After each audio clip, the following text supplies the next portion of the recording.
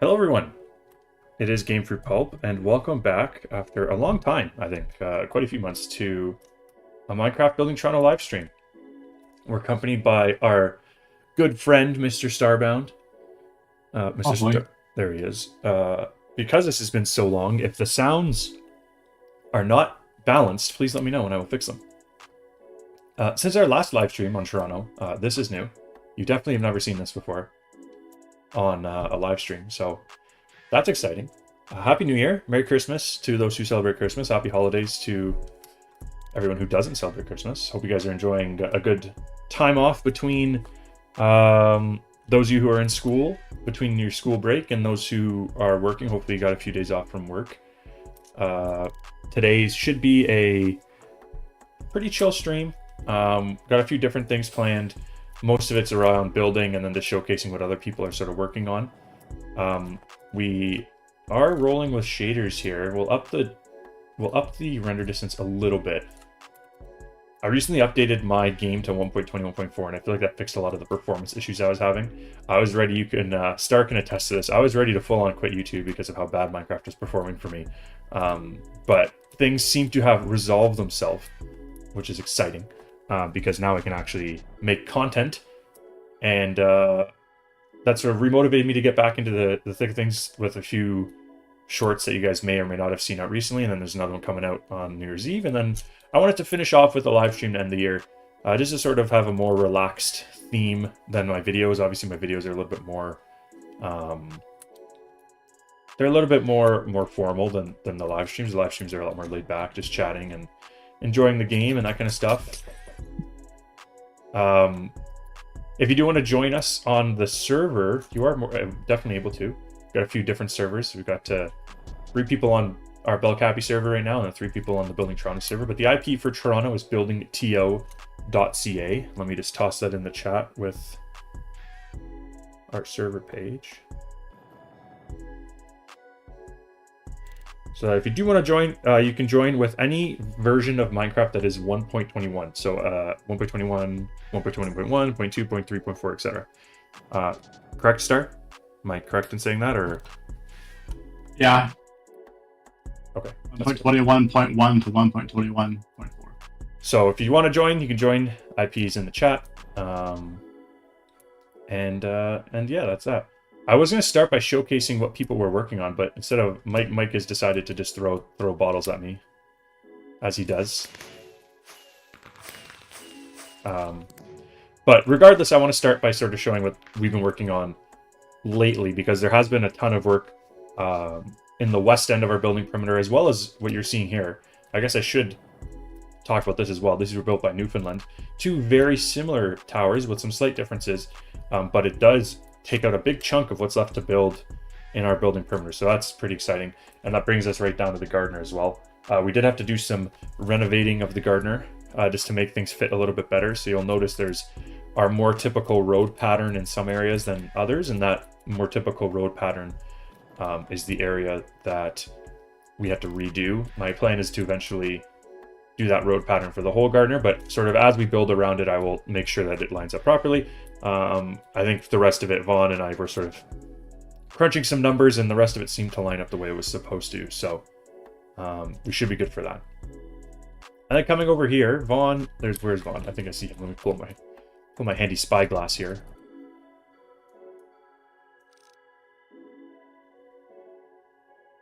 There he is.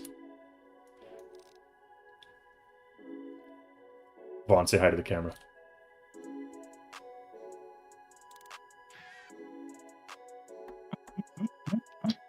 It's like reality television. Yes. There you go. Perfect. Hi to the camera in the chat. Beautiful.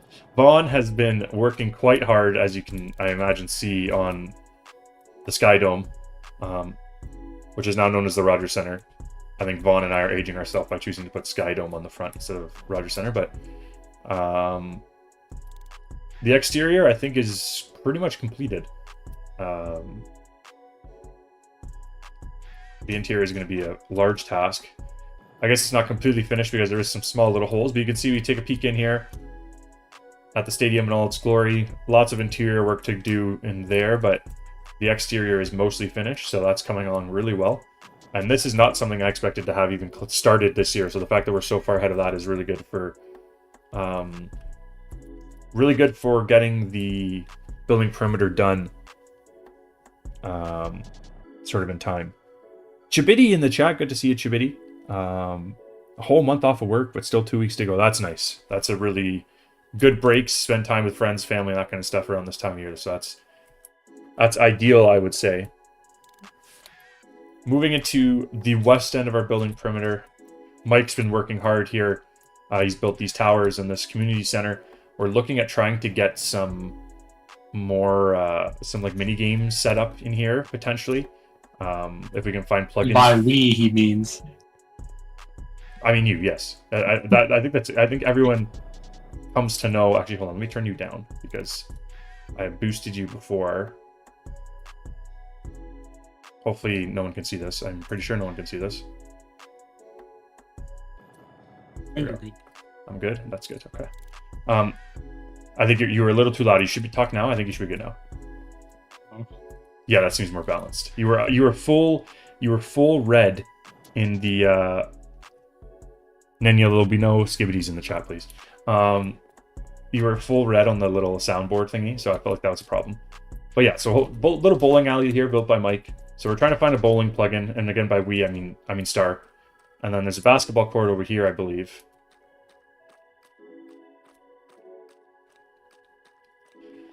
So we're also trying to find a basketball sort of plugin. Where did the bundle go? Oh, our bundles from 1.20, 1.4, they are, aren't they? Yeah, that's why it turns to stone. But if we do like... No, bundles are... Well, do you have bundles in your inventory? I just gave myself one. I tried to give my... Oh, are they not colored until the 1.20, 1.4? Yeah, you can only get them through commands until you accept it. Because I tried to spawn it in from the creative inventory and it turned into stone. But yeah, anyways, there's like basketball plugin, like you can already picture how it would work. Oh, I'm stuck in the net. How it would work, right? Like, sure, jump up and toss that in, and you got basketball. So that's something we're looking at, and then once I get unstuck from the net,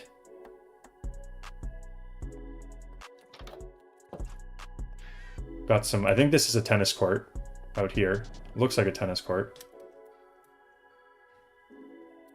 So obviously tennis plugin, and then of course with the Rogers Center Sky/Skydome baseball plugin.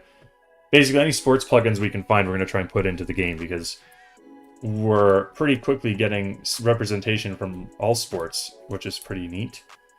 Obviously the only one left is basketball/hockey for the Scotiabank Arena/Air Canada Center, as many of you probably know it by.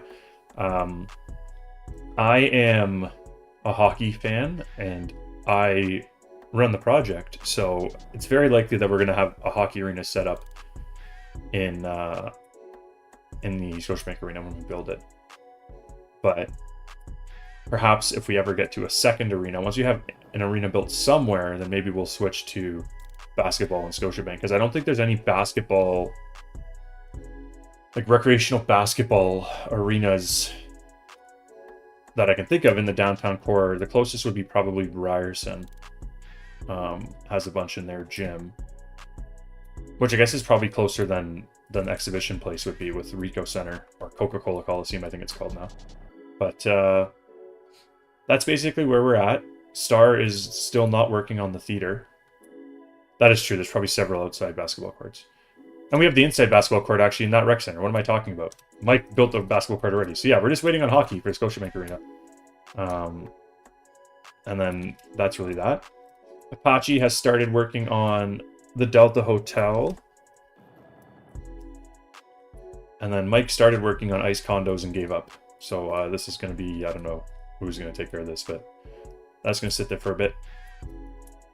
Dingy, our newest builder, is going to be working on this plot here. He just finished his test builds a couple of weeks ago, and since then I think he's been taking sort of a break or working on some other stuff. But when he does come back to working on the project, he's going to be building this little plot here, which has got a number of interesting things in it.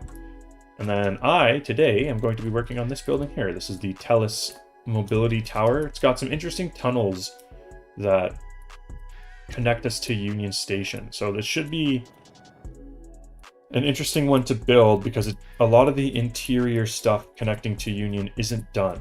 So I think it will be a bit of a challenge, but that's sort of the plan for today. And then that's really that, I think. Star, do you have any plans for this episode or this stream, or are you just going to hang out? In my ongoing attempt to not build a theater, I am looking at sports plugin. Ah, very good. If your ongoing attempt to not build a theater would include helping me, that's more than welcome as well. You're going to be doing the gardener? No, I'm working on.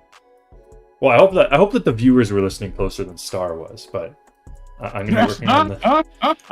I'm going to be working on TELUS Mobility Tower, which is at 25 York Street.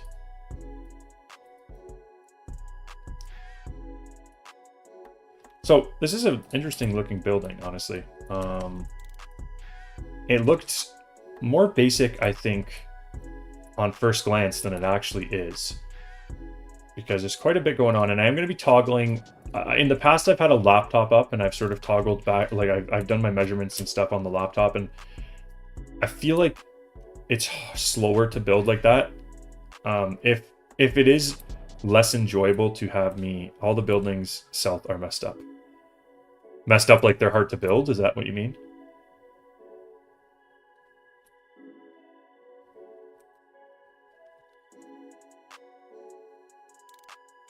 Yeah, the Weston Harbor Castle would be pretty cool to build. I think that's a little bit east, though, isn't it?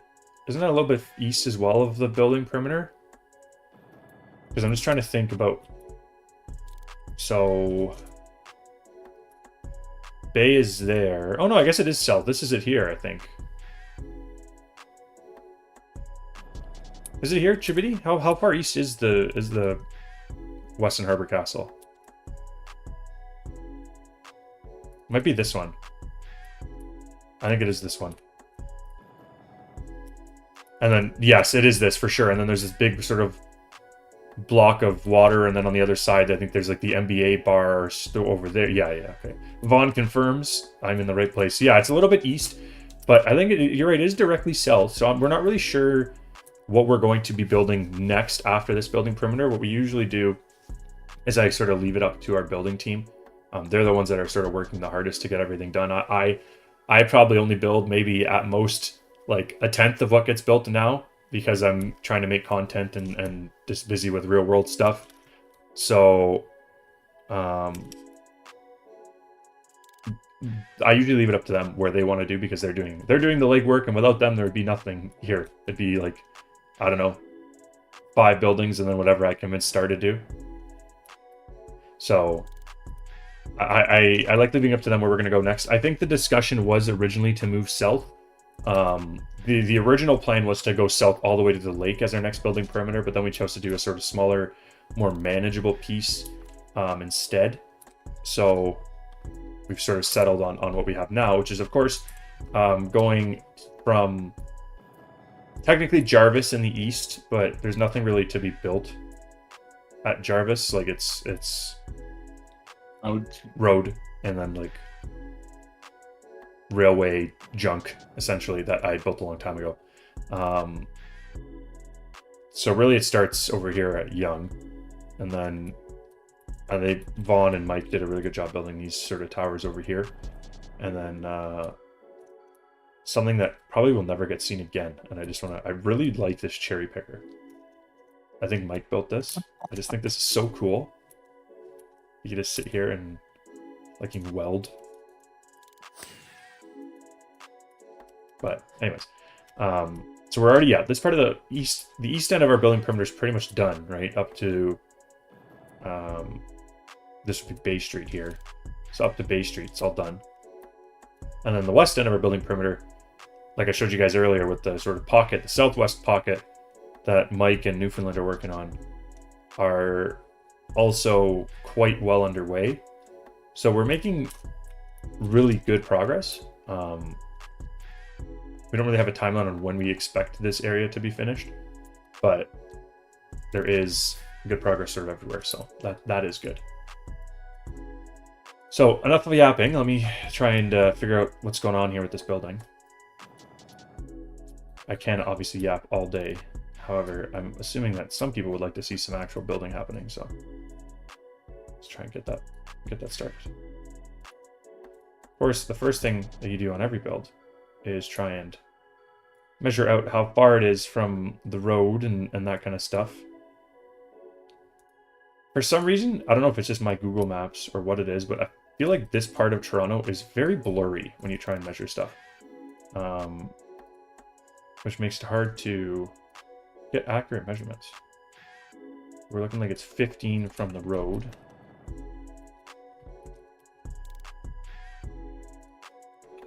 From York or Raptor Way?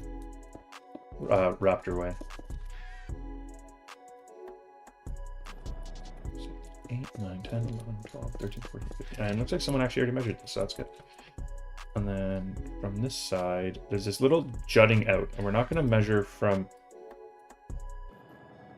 that. We're going to measure from the main building, because that little sort of, there's like a little overhang, which I got to eventually, I think one of my goals for the new year is to try and set up a method of streaming where you guys can sort of see what I'm doing in the background. I think that'd be enjoyable for you. My concern is that I accidentally dox myself, or dox Star, or dox one of our builders, and obviously that would be the worst case scenario possible. So for now, in the meantime, this is sort of where you're going to see a lot of me in the inventory menu, but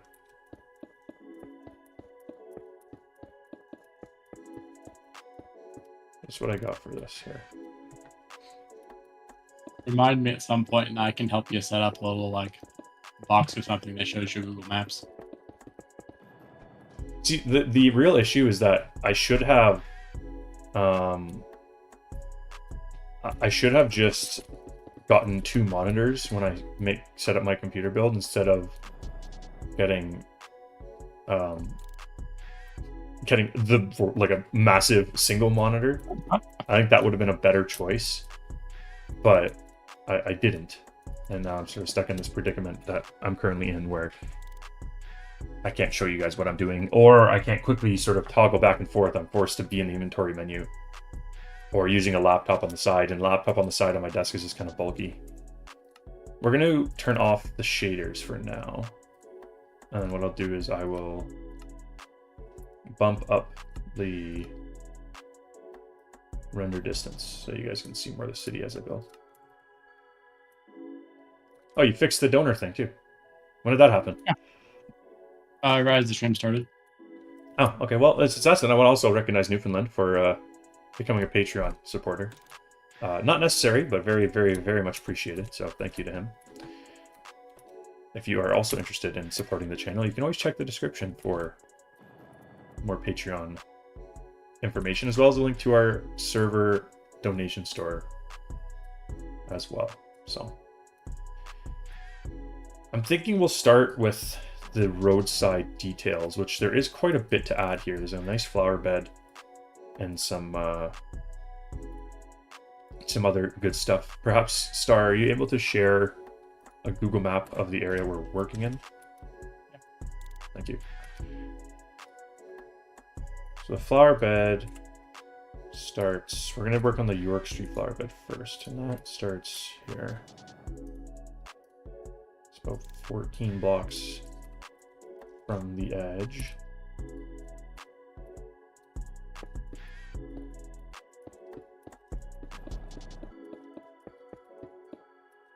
basically parallel with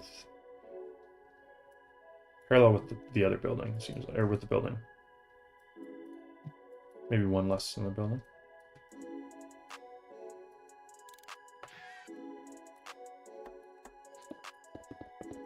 There. So that link Star just put in the chat is where we're sort of the building we're working on right now.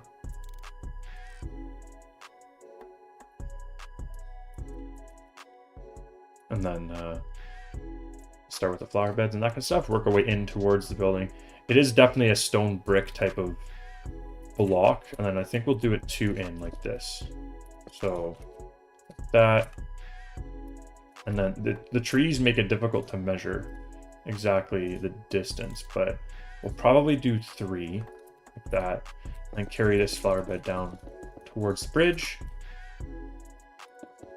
We confirmed this green catwalk outline is accurate. No. It probably is. It looks like it is, but we've not confirmed that, no. It's quite a long flower bed, actually. Oh, no, it splits. Okay, I was going to say, this is a very long area to get stuck, potentially get stuck in on the wrong side of this sidewalk and be forced to have to walk in between. But it looks like it carries over to probably about 50-50. So we'll run it all the way to here.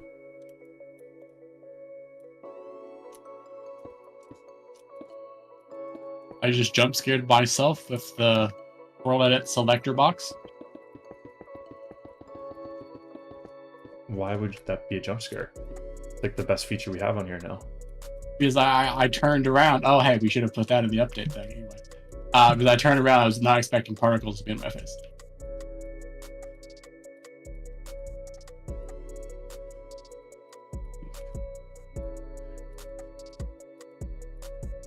$45. So we're looking at 23. 1, 2, 3, 4, 5, 6, 7, 8, 9, 10, 11, 12, 13, 14, 15, 16, 17, 18, 19, 20, 21, 22, 23. Okay, so that's the middle. And now how big is this walking hole area?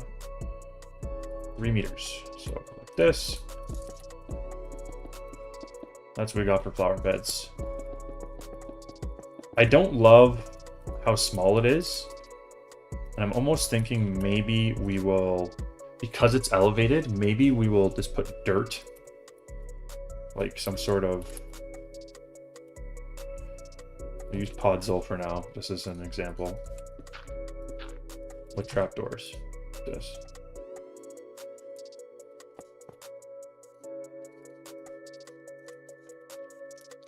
I know that's not exactly how it looks, but I feel like that's better than having just a 1 wide flower bed, because the flower bed's pretty big here.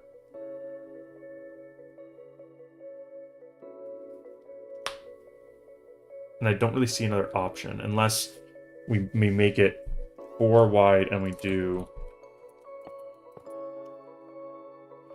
like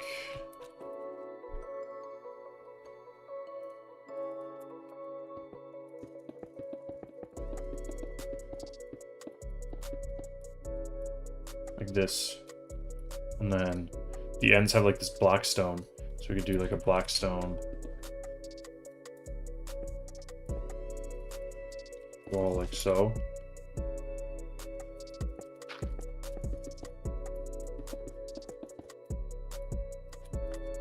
And I can't see the other side, but it looks like it's black stone as well.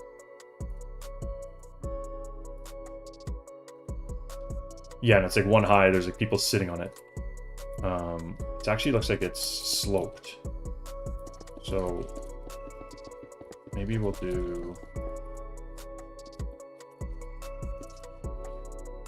something like I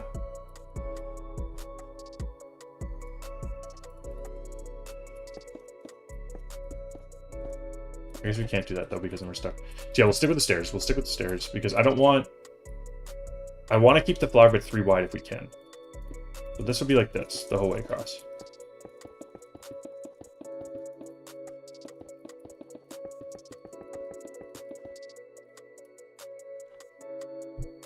And then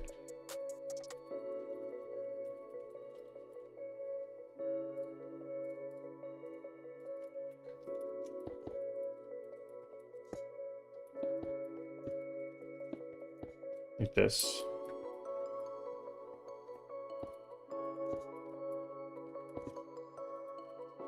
But then the dirt, like the dirt's also sloped.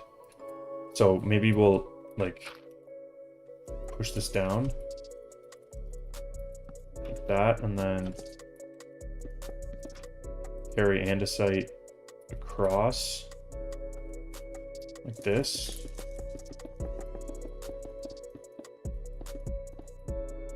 The only concern is in the sidewalk is pretty small.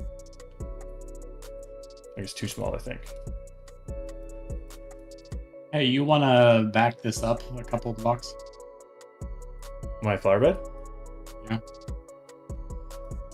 Is it in the wrong place? It's not supposed to be underneath the... It's not supposed to be underneath this walkway. I see.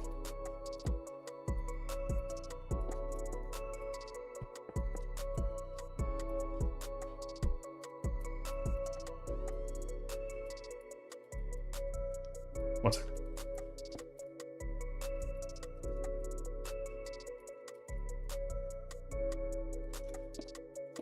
Is that better? Yeah, that's good. Okay.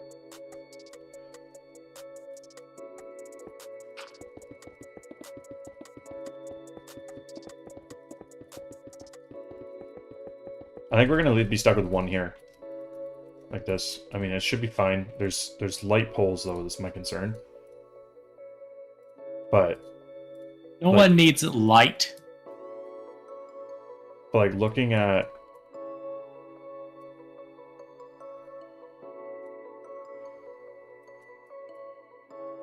like it sticks out more than the bridge. Like this sticks out more than the tunnel. And the tunnel is 2. So this needs to be less than 2. That leaves us with 1. So I don't really see another option, unfortunately.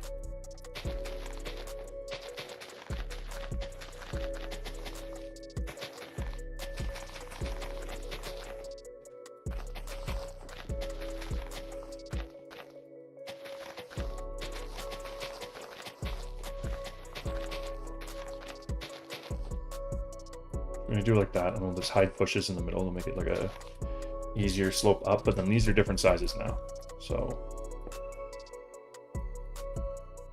it's gonna be 18 blocks, and this one is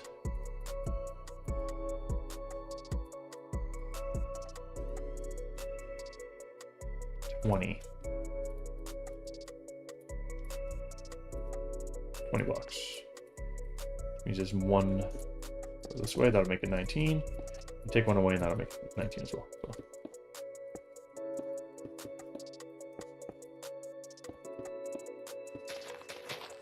There we go.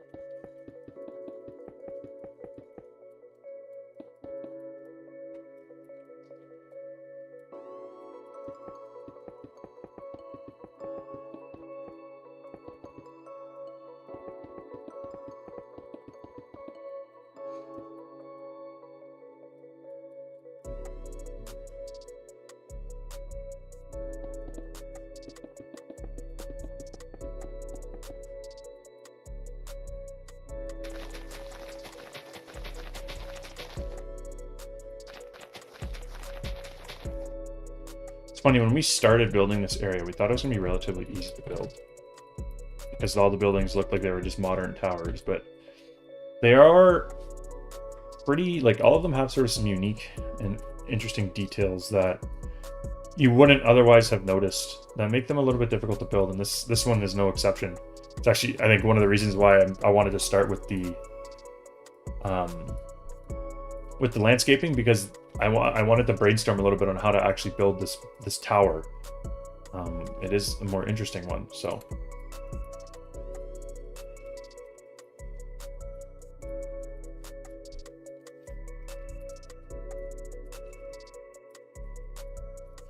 Pasting our most famous tree. Yes.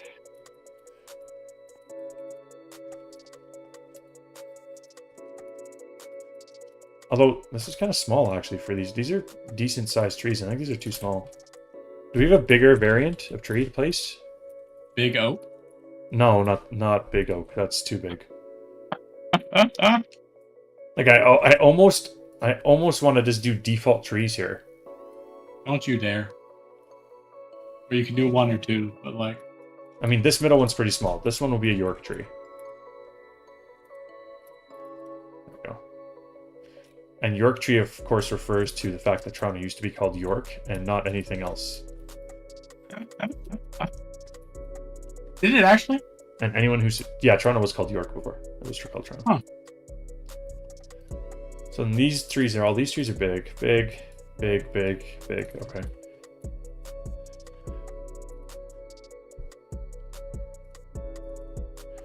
At the risk of causing an absolute disaster here.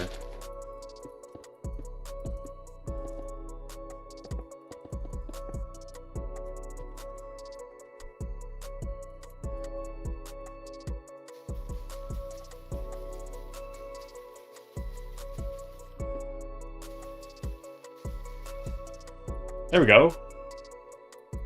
That turned out okay. Not too bad, no. What about small split tree? Small split tree? Small split tree. Let's try this one out. Oh! But it's supposed to be... No, that doesn't work. Because they're supposed to be oak. Like dark. What do we got here? Let me go over to our tree repository, see if we have anything that fits. Oh, this works. I think this works. Take this one. Mr. Sea Cucumber. I don't know if you're in the stream, but welcome to the server. You're not in the stream. Although, if he's not in the stream, you wouldn't have heard me say that.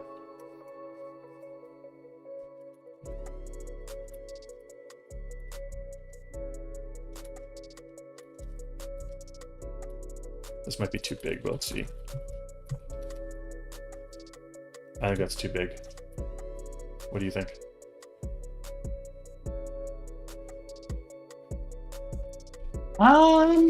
Actually, it's not that bad. This tree is pretty. This one is... No.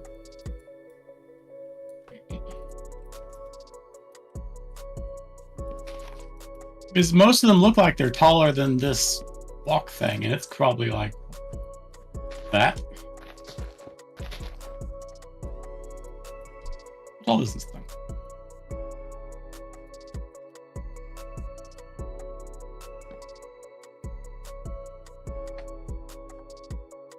Cherry trees if they're big. Cherry? I don't think I've ever grown a cherry tree in Minecraft. We need to get you playing Survival. What have I done? What have I done? I've created an absolute mess. Newfoundland, this was not good advice. I've created a very large split tree. You got probably the worst possible shape it could generate in.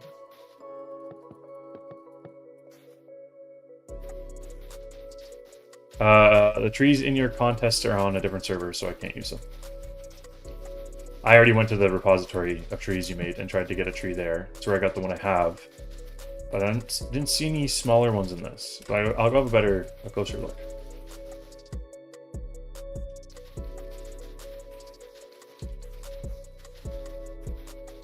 We've made ourselves quite the mess, though, with this cherry tree. That's definitely not it.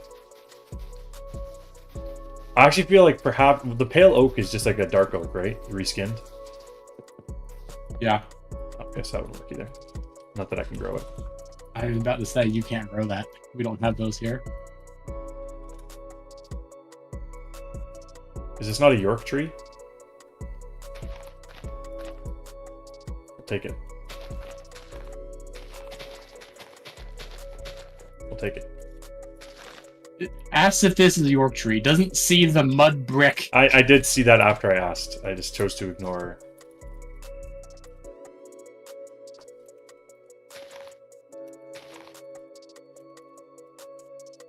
It's a Mike tree.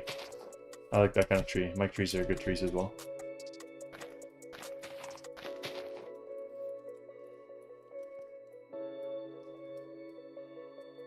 I think that works.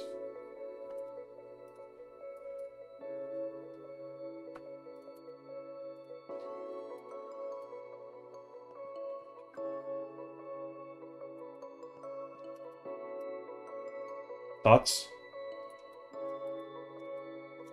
Works.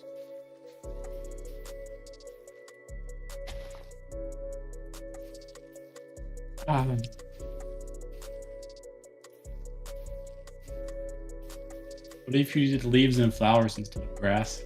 I'm putting grass and then I'm putting like nicer things underneath.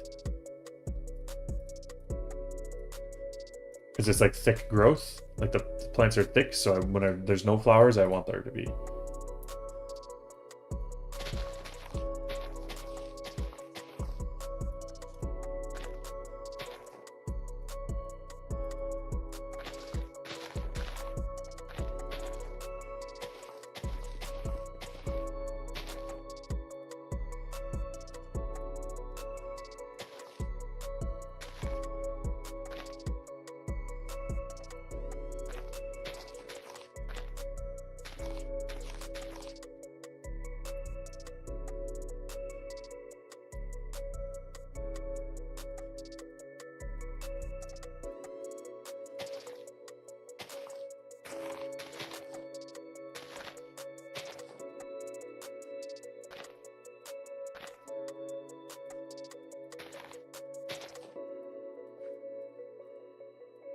I'm not sure how I feel about these big trees, but that's okay. You know what I'm gonna do actually? Here's what I'll fix it. I think I just don't like the leaves. Keep in mind the oak leaves are a darker color than your usual because it's winter. I'm talking specifically about the azalea leaves. I was just saying the other trees will be greener once it's not Yeah, set for snow. there we go. That's better.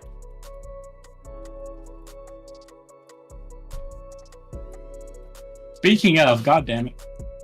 I did that. Oh, okay.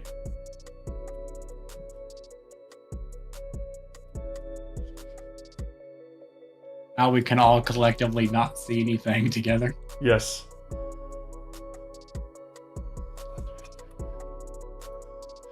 We have 7 people on the server and 9 people watching the stream, so I assume that everyone on the server is also on the stream.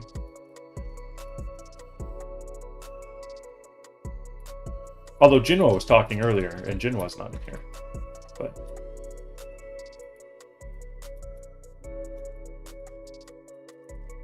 and I don't know what Chibidi, I don't know what your Minecraft name is, if you're still here. What is your Minecraft name?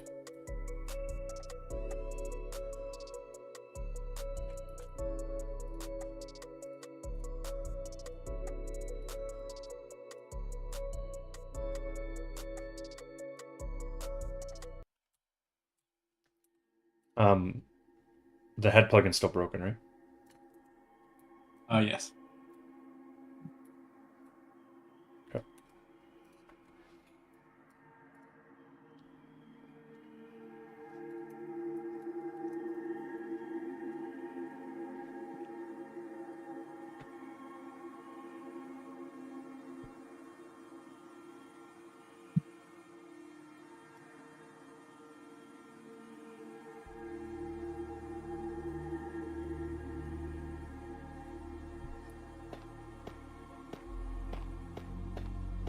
Oh, actually, Poland.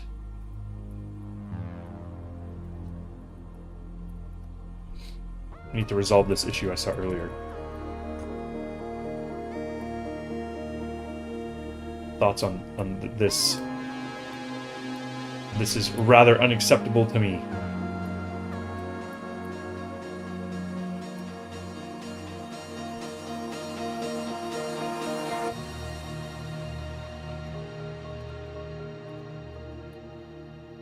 Okay, so Chibiti is not in the server. I don't know what Chibiti is. Chibiti's Minecraft name is.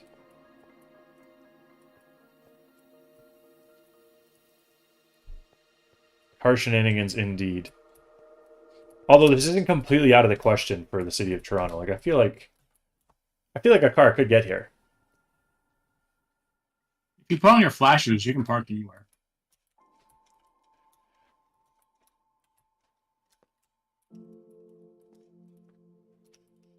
Anyways, we'll return to Poland's poorly parked car. Oh, he TP'd. Hold on, let's go back.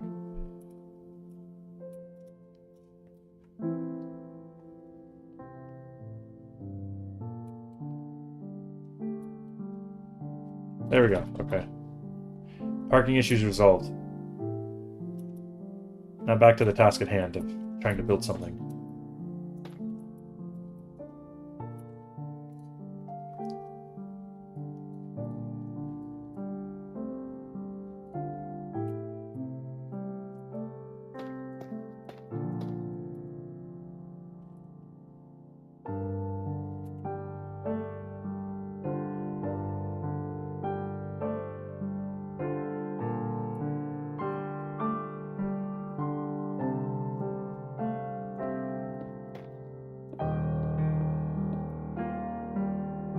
We have a camera head somewhere I could copy.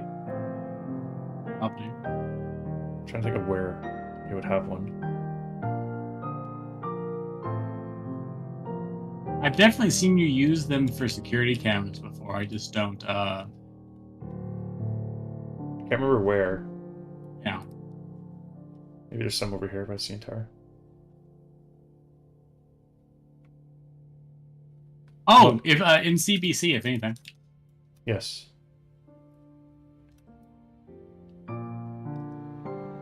This was a monumental build to complete this year.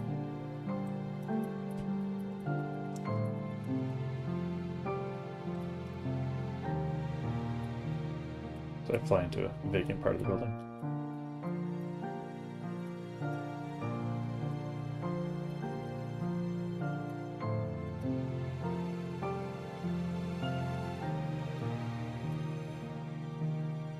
Yes, here we go.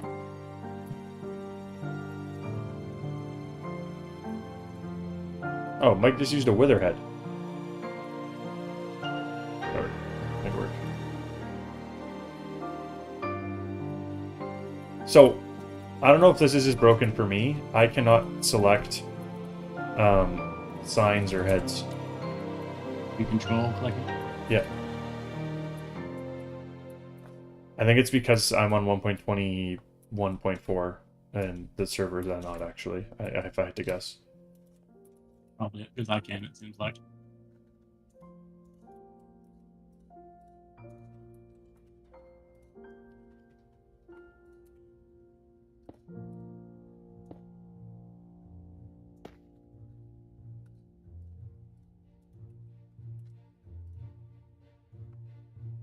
I'll have you know that paper doesn't even have full builds out for 1.21.4 yet. Really? That's This surprising. is just a couple weeks old, sir. If that, when did it come out? I feel like it was relatively recent, or relatively long ago.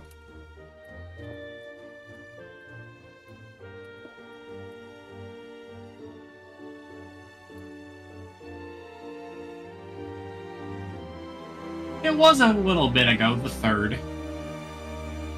A little bit ago. That is 26 days ago. Less than a month. And it is the holidays. Can you come select the traffic light signals for me? Because I can't select them. Roll edit them. That's too much work.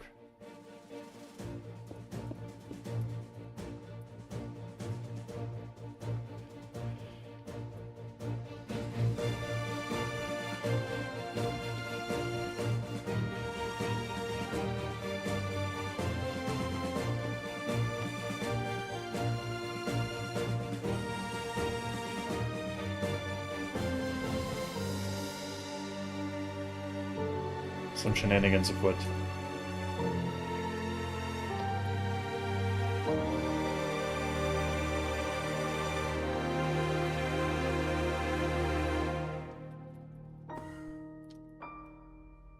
Now, will I be able to select paintings? Probably not. We'll try. No. I also need you to select this sign. Sorry. Bremner. And, all because this man demanded to be on... Okay, but listen, it fixed my broken game, okay? So... It may... Also, you should have clarified for everyone when you said you were now able to make content finally, what you actually meant is that you could render 4K HD videos at like 256 chunks of render distance. No, only 150 with shaders, okay? Don't be... With shaders, yes. Don't be ridiculous. I thought this was called something way, not Bremner Street. It's actually Bremner. It's called Raptors Boulevard, but it's Bremner. It was called Raptors Boulevard because at the time the Raptors were in the playoffs and I think the Leafs stunk, but the Leafs don't stink anymore because it's not the playoffs. When the playoffs come, I assure you the Leafs will resume stinking, but currently they don't stink.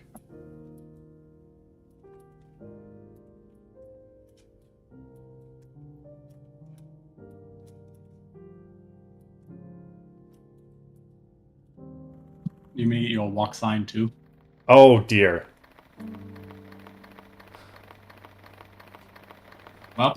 Well, we have our first plane purchased by someone who's not me. Can he figure out how to use it is the question. You have to get speed and then look off the ground.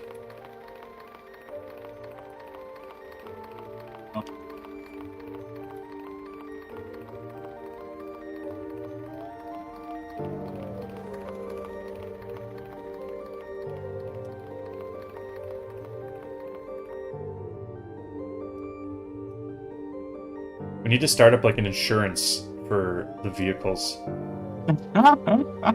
Like if the plane loses all its hearts and gets destroyed. Okay, well. That was the goal of the Mob Arena, was people could buy the better, more expensive vehicles, so I guess I shouldn't complain.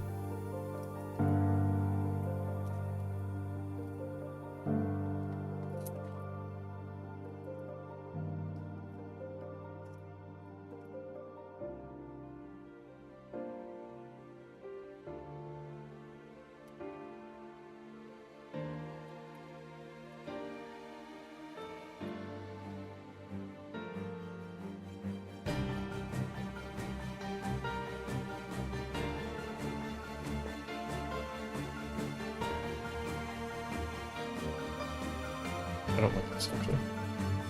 We're just gonna make a new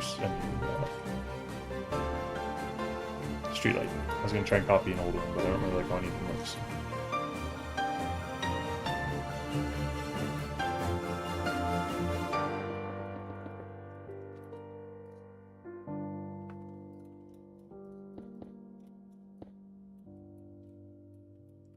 I feel like this is too low to the ground. What is this?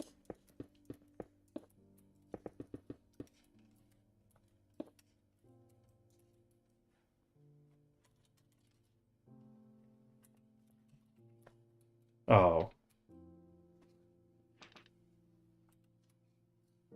Hold on, it's okay. Let's leave them on the ground. Leave them on the ground.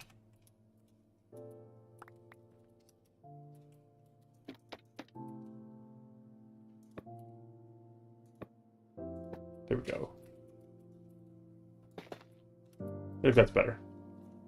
Like the street light's going to be high off the ground. I mean, the traffic light's going to be kind of high off the ground because... although this is too high now.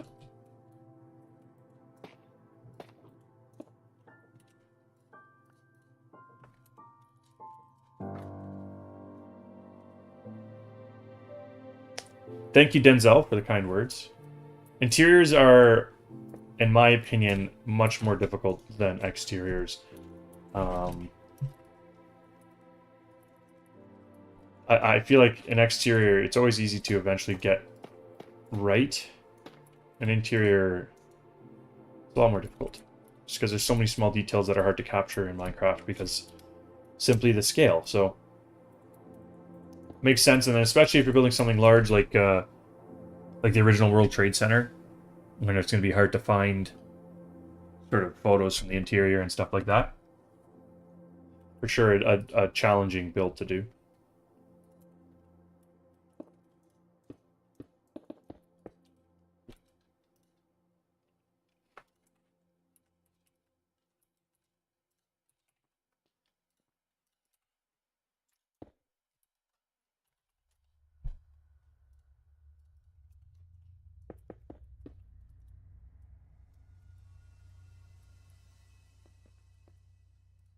I feel like this is still too high. I guess I was wrong. But because now I'm basically lowering it exactly back to where it was, but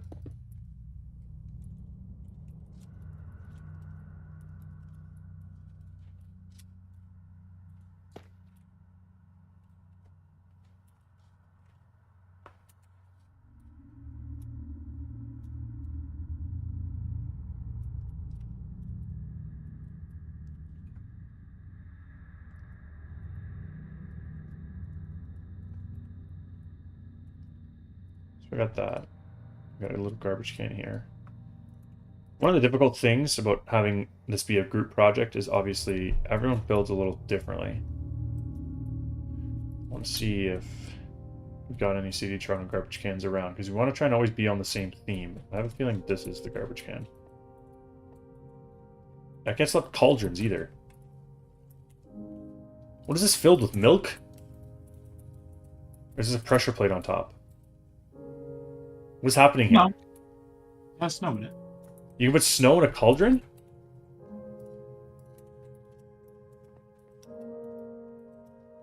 We need to update survival just so that I can force you to play survival.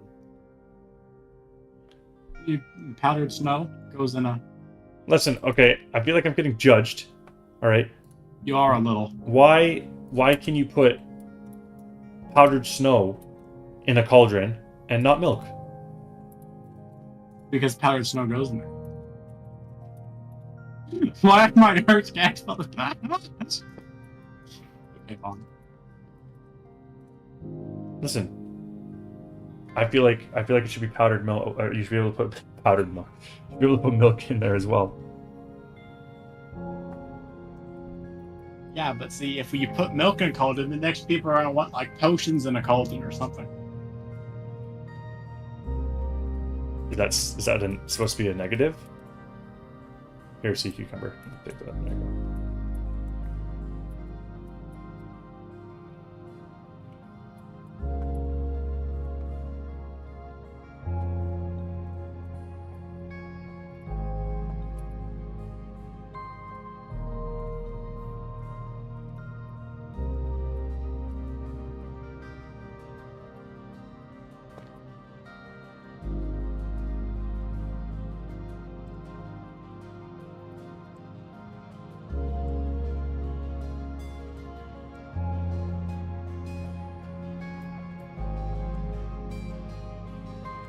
All this teleporting is making my game perform poorly.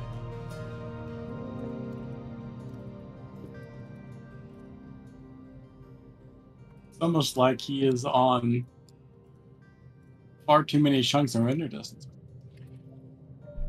Listen, the viewers demand good footage.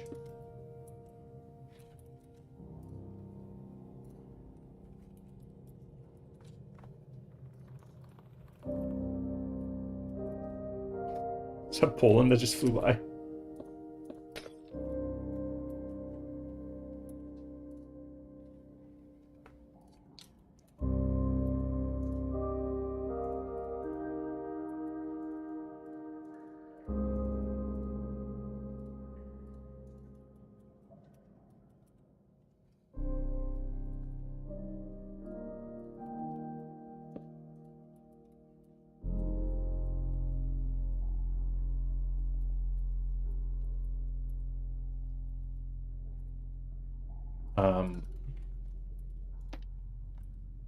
So I have it in my inventory, which I only have one. No. Can you give me a no stopping sign? A no stopping sign? Yes.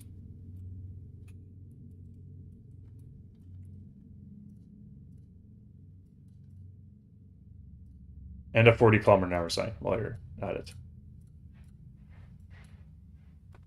This looks like this.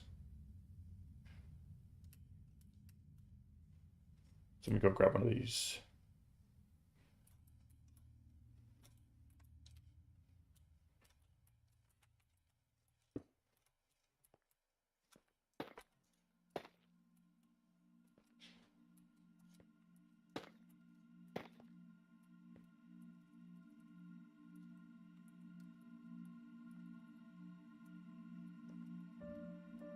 Bring this back over there.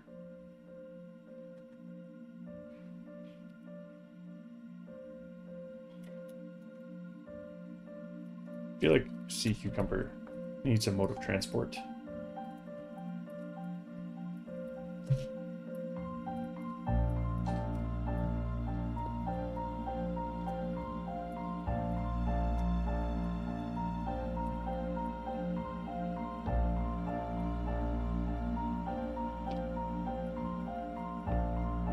No. Oh, like inside. Inside is fine. Into is not fine. Thank you, start.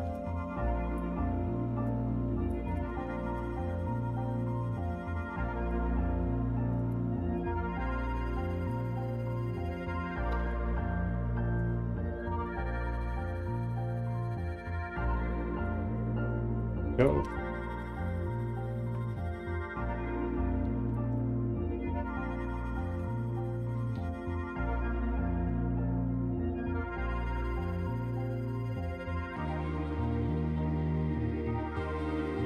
And there's one more the same.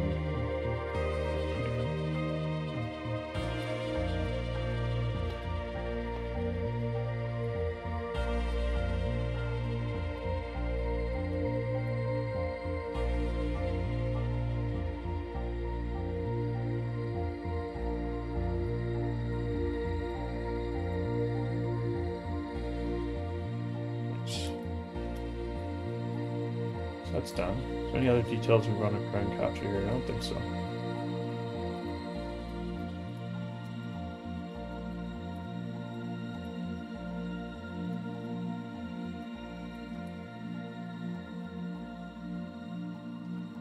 It's a real complex tunnel design there, right? I know, right? Good old modern black glass cube. My favorite.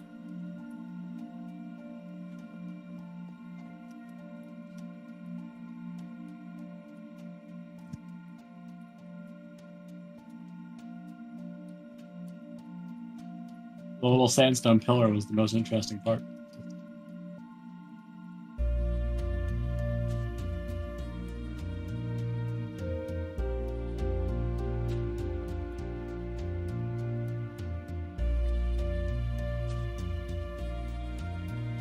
So Poland says we need a gas station. Funny enough. I think, doesn't the jeweler in Union Station sell coal? Yes, the jeweler in Union Station does sell coal. This guy has not joined yet. He's very bad internet connection, it appears.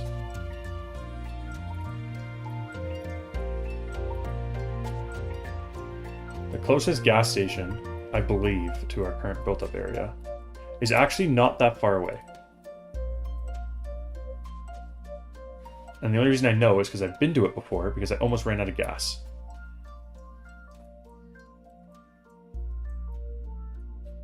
There we go. It would be... I guess it is kind of far away, now that I look at it. It's not far away by distance, but by things that we need to build before we get there, it is quite far away. It's at Bathurst. Bathurst and Lakeshore, which is, I believe, right here. How do you guys not have a gas station downtown? Up here. This is the gas station.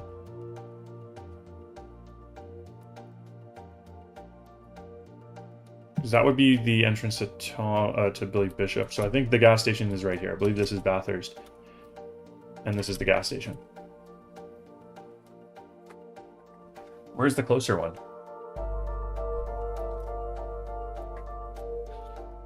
Spadina and King West. Oh yeah, you're right. Yes, there is one there. I think there's two actually. I think there's one at the northeast corner and one at the northwest or in the southwest corner as well. I think there's a Shell and a Petro Canada. So maybe we'll just build the gas stations. If people start getting vehicles, like our plan for Toronto is to make it almost like a sim for visitors. So you can basically come on and like do things to get money, get a condo, all that kind of stuff. Like a 5M server. Yeah, basically though. I mean sort of like a 5M GTA server. But if we have enough people with cars or planes or other vehicles that we need gas stations, maybe we'll skip ahead and build a gas station or two. But like Star mentioned, the jeweler at Union does sell coal, which you can use to power your vehicle or your plane.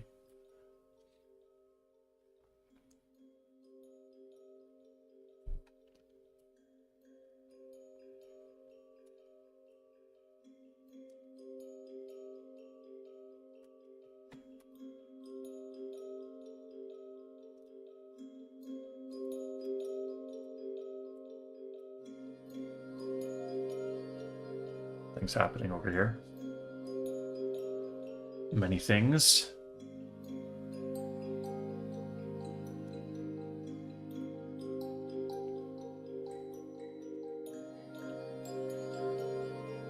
So obviously the CN Tower video still needs to be done. I've done some shorts on it, and then I did a video of it actually being built, but I'm going to do an old school video as well of like explaining the history of the building and that kind of stuff. That will probably be, not probably, that's going to be my first video of the new year. We're going to be breaking our trend a little bit from what we usually do, where the first video of the year is the recap, because I don't want to do a recap that excludes the most important building in the city. So I will do my CN Tower showcase video, and then we will do the recap after that.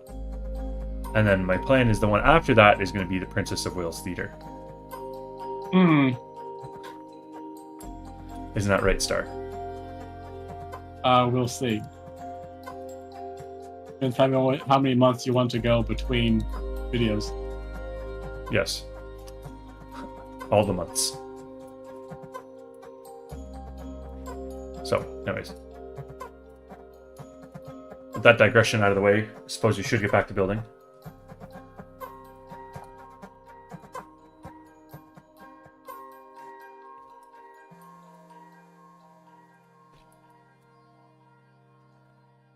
Perhaps maybe my render distance is a tad too big, given I'm streaming.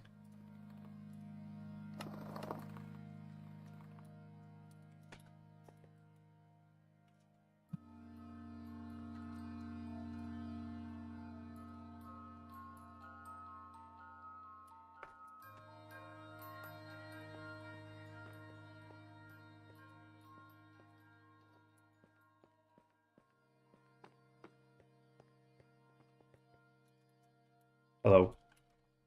You also get an iron helmet.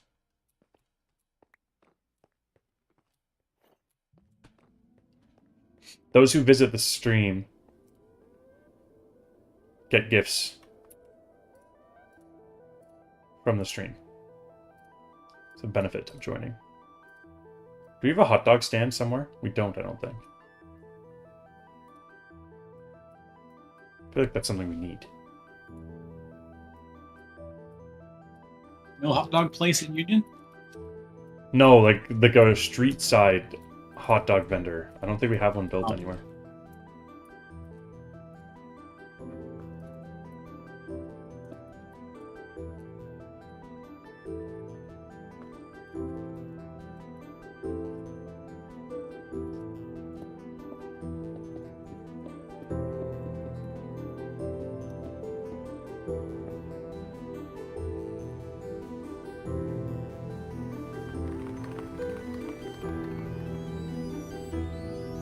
Mike, or not Mike, Poland, if you need more money, you can go and do mob arenas to get more money.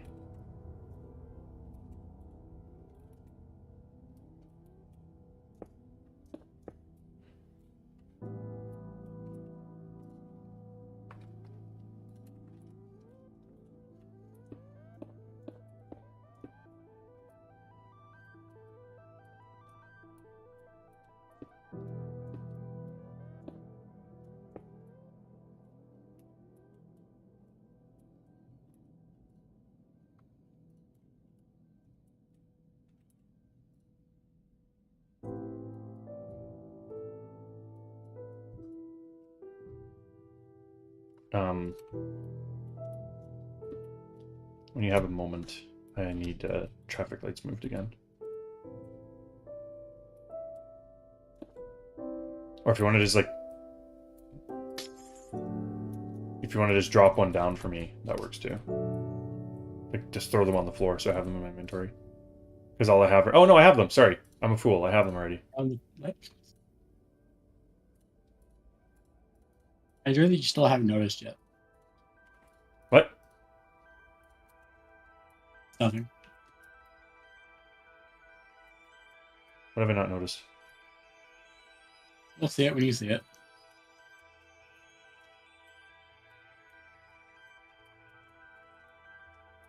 What is this?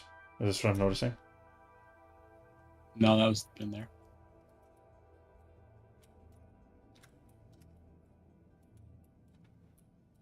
Is this it? I didn't put this here. Is this a hot dog stand? I just put that there. No, that's some random concrete blocks in the chair. What am I supposed to be noticing?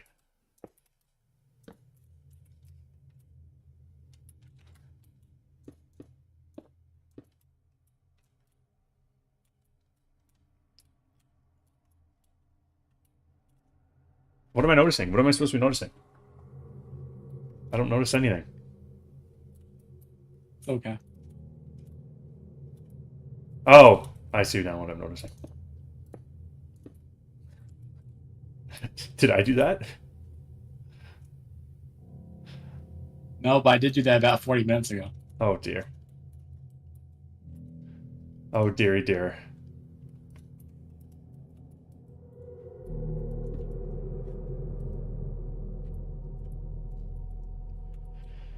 Okay, so there's that traffic light.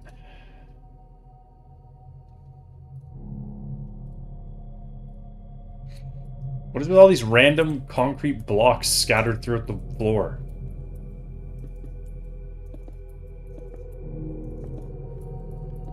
Like, is this so that people don't hit, like, people don't drive their car on the sidewalk?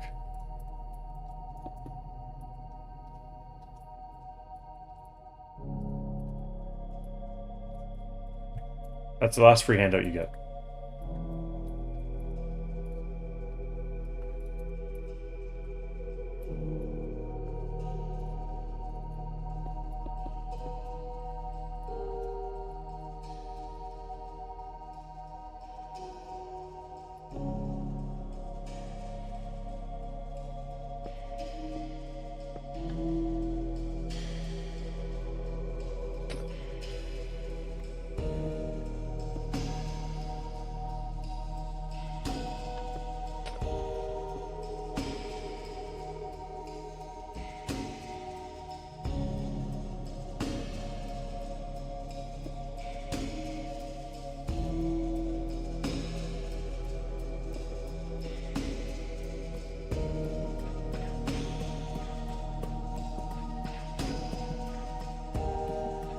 The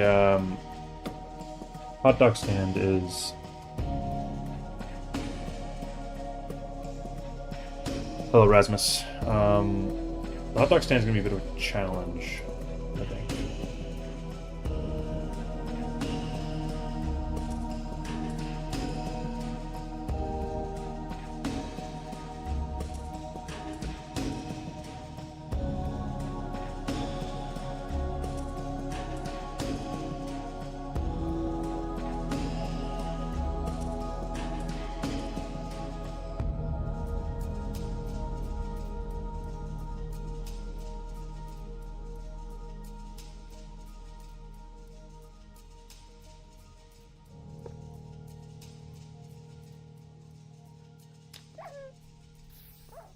What have you done? What have you done? Why is there a wolf on? Mike's trying to get the non-monetized stream demonetized, apparently. Just came here, lit a dog, he said have a hot dog, lit it on fire, and left.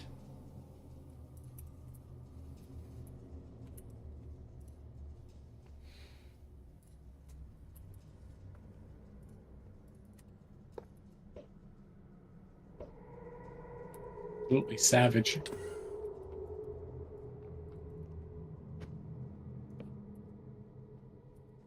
Okay, how far from the street is this?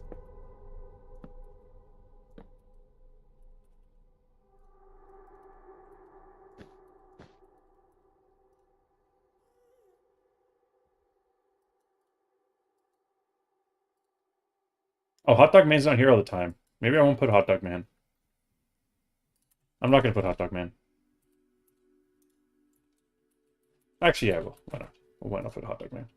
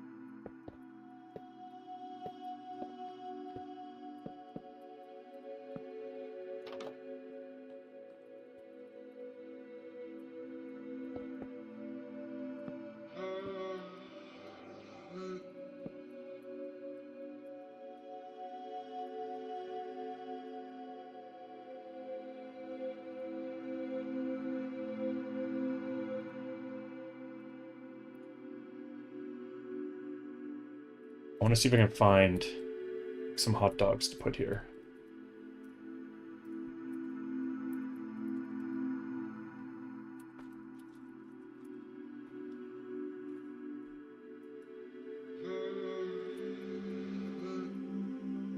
What's this empty void backrooms nonsense back here? What? Oh.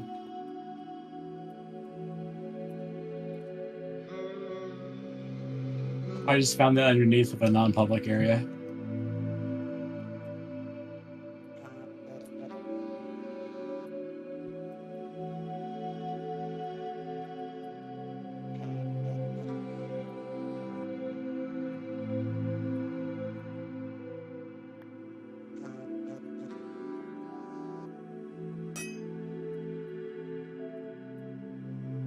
I want to try and, like, I know I can use the steak.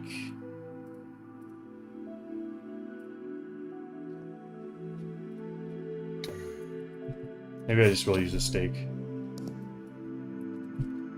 can find a barbecue. Yeah, there we go. This might work. Let's see if this works.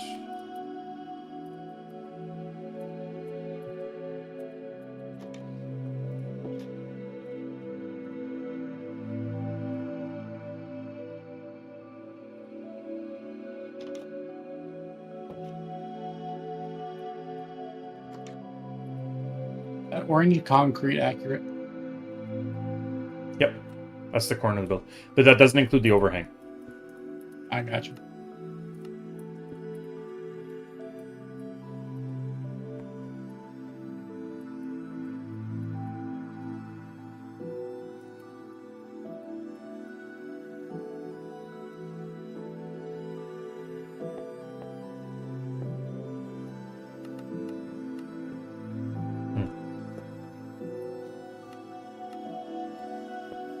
Oh, I put the wrong command. That's why. Oops.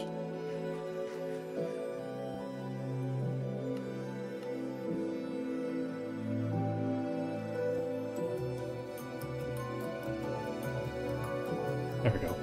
That works.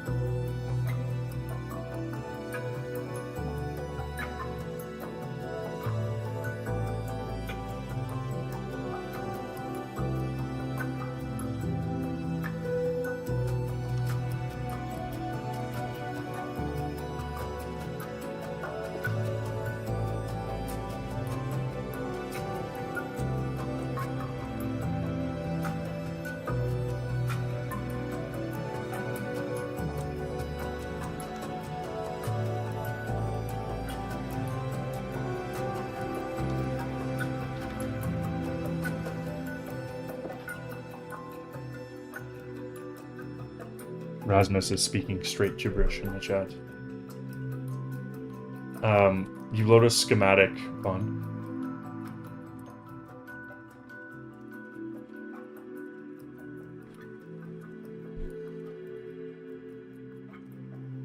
What's the command to do a, it's DHL, right? DTL traders. Trait. Create NPC.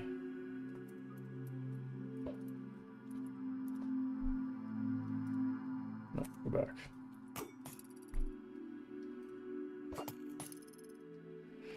Do we have a suitable store for a...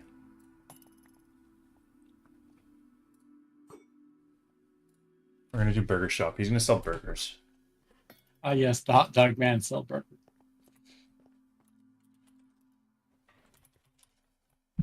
There we go. Hot dog man sells burgers. It is what it is. This is a Minecraft reenactment. It's not the real world, so it's what you get. No hot dogs. No hot dogs. Here, I'll buy you an Angus burger. There you go. You could do this in the like you could do that in the shop inventory. It'd be like DIY hot dog. Oh my god. No. What? Then we're gonna have too many stores. I thought you said they sell beef franks. No, they sell burgers. It's a burger. I mean, nobody says this is a hot dog vendor. I could just change this guy to a hamburger, and then he sells burgers. Nobody said. Sure, it would be expensive. It'd be an expensive endeavor to sell burgers. Okay, hold on. Why is burger just bread, but then Angus burger is? Because an Angus burger What is type more. of meat are you implying is on burger? Because a burger, Angus burger, is a higher quality burger than a hamburger, so you get better food nuggets on your survival character replenished.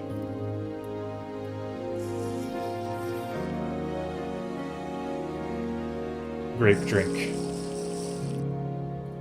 Legally distinct grape drink. Food nuggets. Never said. What should I call them? What are they called? Are they not called food nuggets? Chicken bars?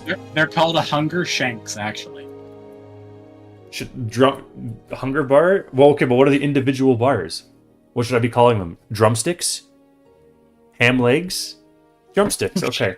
Chicken drumsticks, sorry. Sorry I didn't use the proper terminology. I should have called them chicken drumsticks. We've digressed into complete nonsense here on the Building Toronto project. Hunger point. This man is out of his mind if he thinks I'm calling it a hunger point.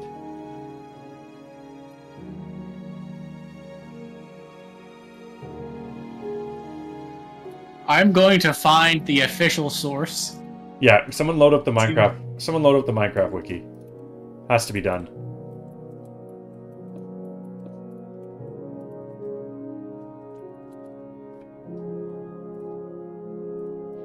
Is exposed copper... Wow, that's what I need. I need waxed exposed copper.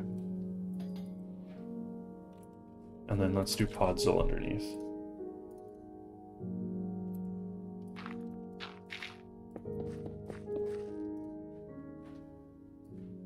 Back to building, which I believe is what these people are here to watch. Not just gibberish. Gibberish and tomfoolery. Food, when eaten, restores hunger points. Hunger points. Saturation. Get out of here. Get out of here. The correct term is chicken nuggets. 8, 9, 10, 11, 12, 13, 14, 15, 16, 17, 18, 19. The only two acceptable terms are chicken nuggets or chicken drumsticks. Food points is not an acceptable term. Hunger points. Neither is hunger points.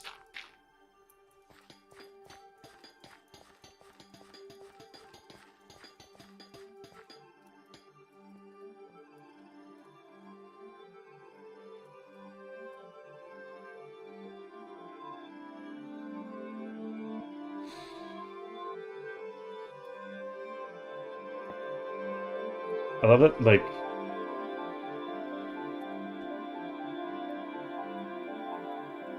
I love that their bike rack is just a metal pole sticking out of the ground here. At least it makes it easy to duplicate.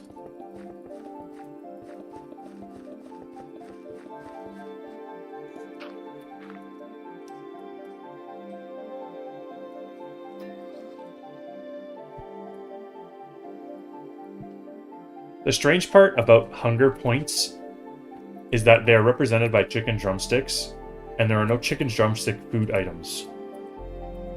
And I think that needs to be studied.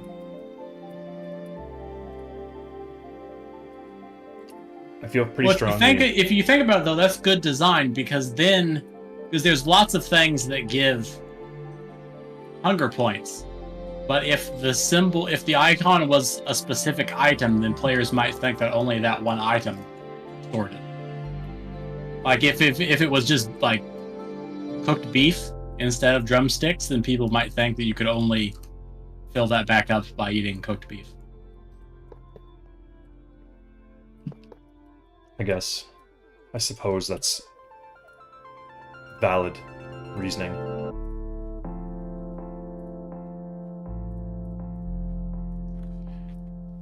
Now, at the risk of getting you angry at adding too many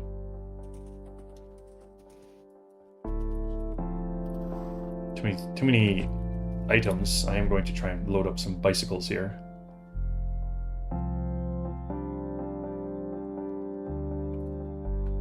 We'll do a nice green bicycle.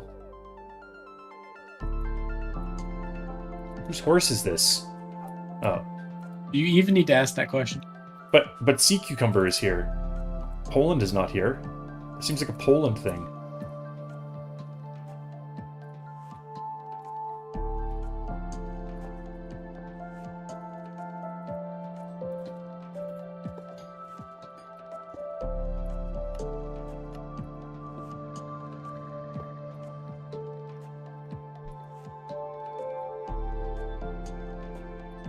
You can put as many of those as you want. That lags the player, not the server. I don't mind. Oh, what have I done?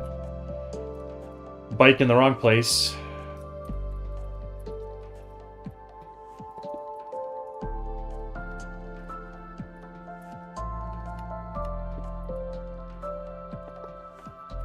Why do we have a camel? What is happening? What have we done here?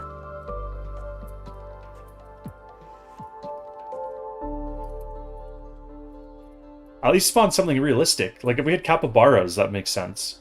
They could have escaped from the High Park Zoo. But, like, this is just, this is nonsense here.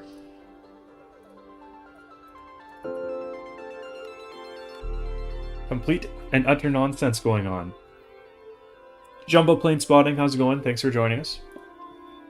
Hope you're having a good holidays. We're, I mean, I'm trying to build, but now it looks like we've got the Toronto Zoo, I guess, had a trailer of escaped animals or something. I'm not really sure what's going on with that. What did we say the rat was? Armadillo. Yeah. May I have gas? You can buy gas at the jewelry store. He has no money to buy gas. He used every dollar he has on the plane. That seems like a poor decision. He should kill some mobs. He currently has $150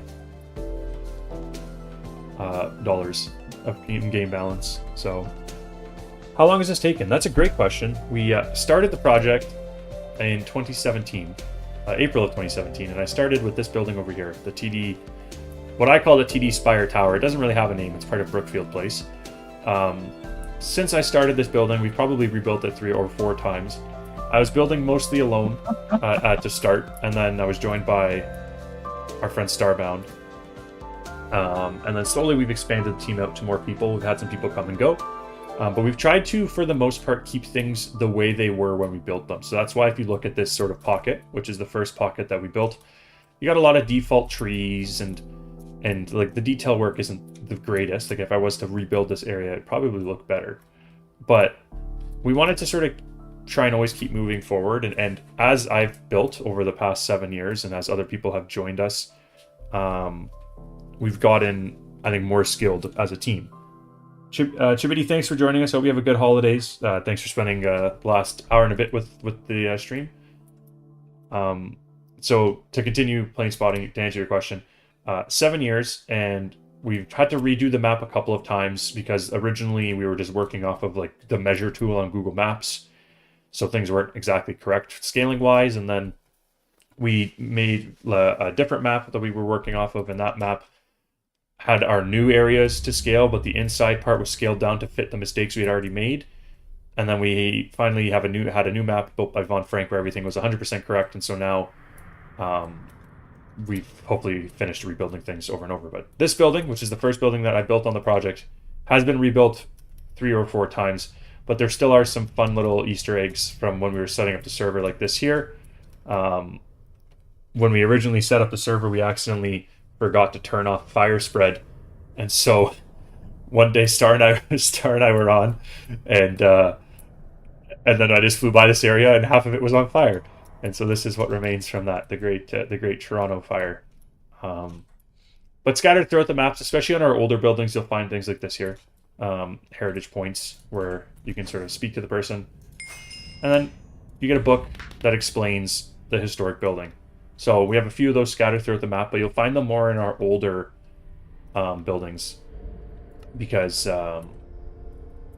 we've just sort of forgot to, or not really forgot's the wrong word, but as we've built stuff, we haven't really added the new heritage points like we should. But long answer to a short question. The short answer is over 7 years, and without the support of the people on the channel and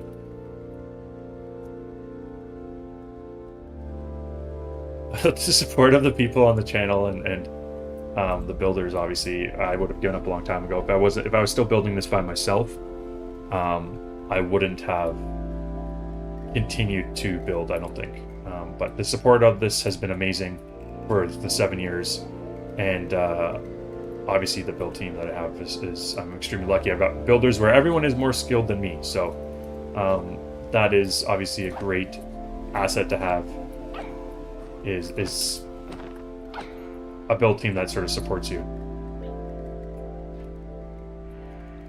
Building tips. Are you looking to build things that exist in the real world, or are you looking to build your own sort of unique buildings? Because I think they're two very different processes.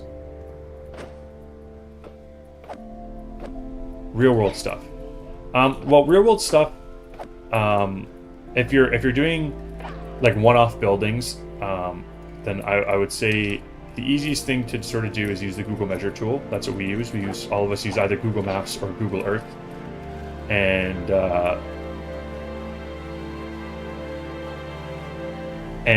like Vaughn said there, Google Earth and the 3D Path tool is your friend. I use just Google, like the browser version of Google Maps, and you measure there. But the Google Earth version, you can measure vertical as well, which is super helpful. So for exteriors, that's how I think all of us figure out our measurements. You always want to start off with your measurements like we're trying to do here.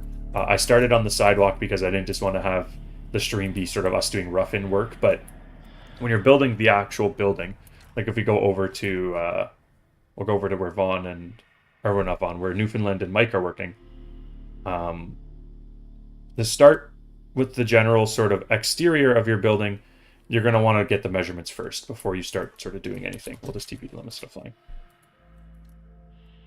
So like if you see here, we're at 2 different stages of the build. Newfoundland over here has started sort of measuring out different things, different features of the building. And then this is a more difficult building because it's sort of, I guess, has an oval. I don't actually know what this looks like, but I'm assuming it has some sort of ovaled tower. But you can see he's used the measure tool and different sort of wool blocks to measure out the different components of the building. And that's sort of the way all of us start out. Mike, same thing. He's now started his facades, but he has this sort of red wool that he's used to measure out the building to get an idea of where it goes. And this is obviously what you're going to want to do as well. For building the actual building, that's sort of where you're just looking at different images you can find online or Street View, depending on what kind of place you're building. If you're building like a North American city, you're going to have good Street View ability to see stuff like that. When we're looking at roof details, what we found, surprisingly enough, is that Bing Maps is one of the best for like finding out where different HVAC stuff is to see, to try and make it look accurate. But you want to sort of try and use all the different open source mapping tools available to you, right? So if you're trying to, depending on how accurate you want to make it, like we've on some buildings, we've looked at Google Maps, we've looked at Apple Maps, we've looked at Bing Maps, we've tried to sort of look at all three to figure out, okay, what does this really look like here? And that's how we do that. For interiors, you just want to try and look up as much as you can for floor plans, and then if it's a residential building, a helpful tool is the like real estate listings if it's residential, so you can see what floor plans like that look like. But that's basically the easiest way to sort of figure out exactly how those things work. For roads and things like that, similar sort of thing, right? Just using the Google mapping tools, whether that be Google Street View or Google Earth, and then working off of that to sort of build what you'd like to build. So the one thing though that's worth sort of knowing is that you don't have to do it that detailed, right? Like it's up to you on how detailed you want to make it. We've sort of committed on this project to making it as close to the real world as possible, but that's not necessarily like, if you're building for fun, then you just sort of take what you want to, whether you loosely base it off of something that exists in the real world and then measure it like that, or if you want it to be as close as possible like us, then you're gonna have to do more research. But like when I used to build survival buildings, this is before the foundation of even an EasyCraft. This was back on an old server, Valcrest, that I used to play on. I had a town that was all built based on real world buildings, but it wasn't like a one-to-one copy. It wasn't too important to me that it looked exactly identical. And so all I did was I just took a base measurement of the outside of the building, and then I built based on what I saw on Street View. There was no more measurements or anything like that. And that's, I think, a good way to build for fun if you're trying to recreate real world buildings. This, we're trying to create something that's like a visiting project, like a public project, right? So the standards for us are a little higher than otherwise they would have been. Hopefully that is helpful. If you have follow-up questions, I'd be more than happy to answer those for sure. But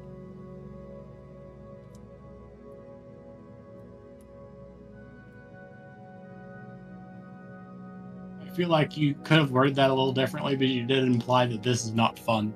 No, that's not what I'm saying. But like, this is kind of like it's not a commercial project, but it's a public project is what I'm. You must all have fun. It's mandatory. It's the first rule in the Building Toronto guidelines is have a good time. Meetings will continue until fun improves. Yes. I don't want to kill this camel. He's so cute, but like, what is he doing here? I've moved him twice now, and he keeps walking back over to right there. Fun will commence now. Are you not entertained? I like how his ears wag.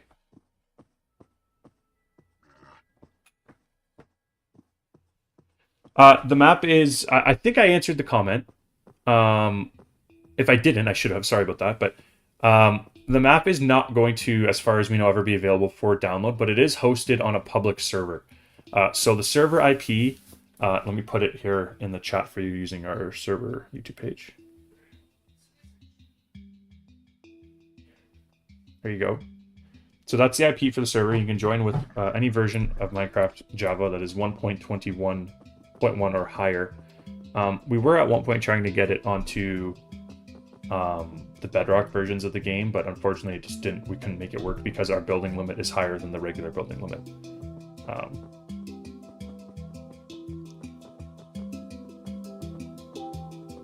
These camels kind of move, eh? I'm getting on the gardener with my camel. I'm bringing this over to the people that spawned it and make it their problem. The first time I've ridden one of these. Are you on the back with me? Yeah. I didn't realize the camel was two-person. I really need to start playing survival. That's the whole point of the camel, is it's two people. I really need to start playing some survival.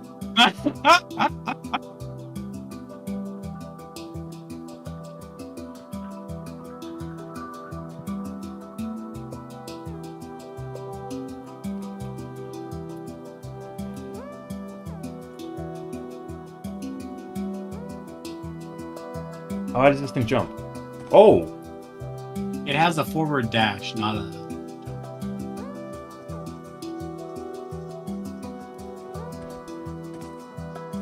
Does it recharge, or like how long is it? I don't know. I swear to God, this is another camel coming this way. Huh? Excuse you, wrong lane.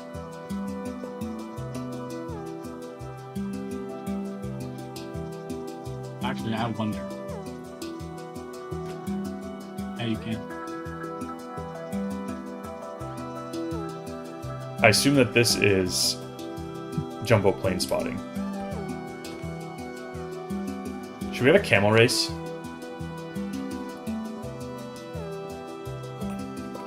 I feel like a camel race might be a good time.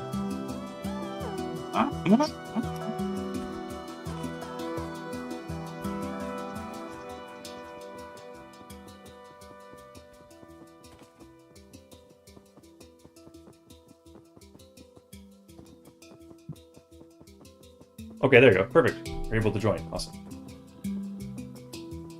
Yeah, so feel free to explore. One of the things that we've started doing near the second half of 2024 that we're going to continue doing in hopefully in 2025 is that we've tried to make it a more involved visitor experience. So there's a lot of different things you can do as a visitor, whether that's just exploring the map. Like we tried to add a lot more vehicles and things like that to bring the map more to life, kind of like this custom TTC streetcar like we've got here. This was custom built for our project and looks identical to the one in the real world, other than the fact that it's not full of people, and maybe this one looks a little cleaner. We've also added a bunch of quests to do. A lot of our stores have NPCs you can buy food from, so that when you get hungry, you have a way to replenish your food. We've set up a mob arena quest, where after you complete that quest, you can do a mob arena to sort of get a way to farm money. And we also plan eventually to have it so that you can buy... no, it's only survival visitors. A way to buy sort of condos, and then in those condos you'll be able to customize them in survival mode. So a bunch of different things. You can do as a visitor. It is a survival mode / adventure mode, but that is sort of a deliberate thing. There are ways to get spectator through quests and voting, as well as through Patreon. You get spectator mode, so you can fly around, but there will be no creative mode ever for any guests, other than when we do once or twice a year we do community building events where you guys work together with us to do buildings. We've done that twice. Let me work to the last one, which was this condo here. So the last building event we did, basically different people were able to do different builds. So they, you basically claimed floors and built them. And then that floor remained yours for the remainder of forever on the project. So if this guy who built this floor ever comes back, this is his area. He can customize his condo unit as he wants. Next floor up is Poland. I don't know if Poland has ever come back here since he's built this. He's got a 7th anniversary llama. Oh, this is where he stashes his animals. 7th anniversary llama, 2 pandas named Poe. But yeah, so Poland, for example, who's on right now. If Poland came here, he would have the ability to edit this all in survival mode. And that's what we're trying to do for visitors, is basically make it so that they can have a custom experience of their own in Toronto. While we still work on advancing the map as a whole. So hopefully that makes sense. Let me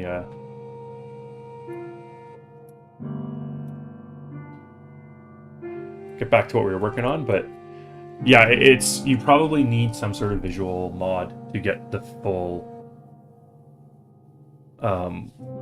like greatness of the CN Tower. Like most of us on the project have Bobby mod installed.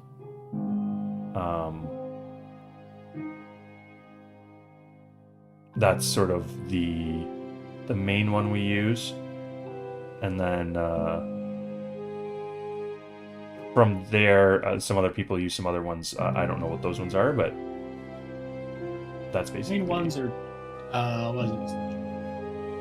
Distant Horizons and Bobby? I think so, yeah.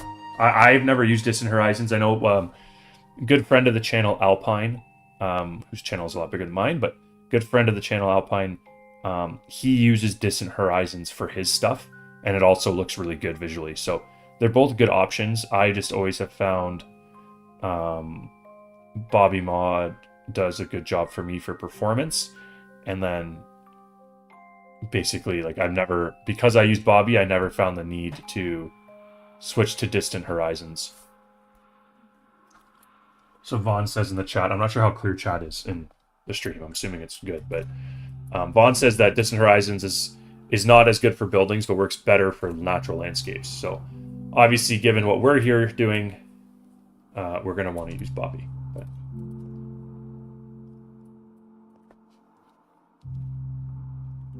that's really that for Mr. Hot Dog Man cooking up some fine food. I've lost my partner here in building. I was following you around for a second. So we got 4 trees. These trees are pretty small. I think we're going to use York tree for these. This building has like 6 overhangs and... Yeah, I picked this building because I thought it was a pretty easy, like, straightforward one. And then I looked at it as the stream started, and I was like, wow, we're probably not going to build any of this today.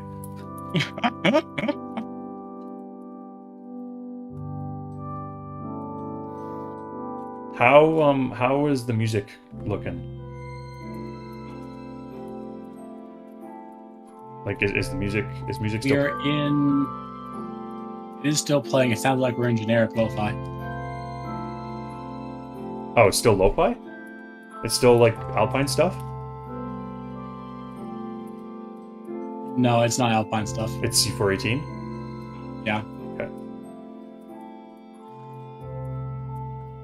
If that ends, please let me know so I can start it over again.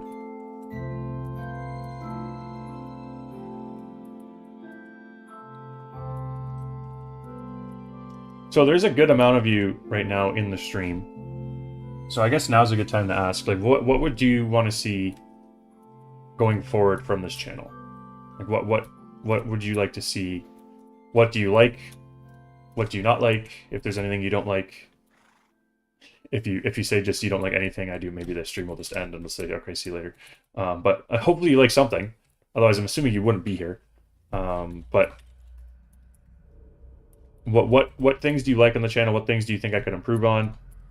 One thing I know that I'd like to sort of improve on next year is something actually I did, like the quality of music I use. Like I only use like 2 or 3 different sources of music. I want to try and venture that out a bit more.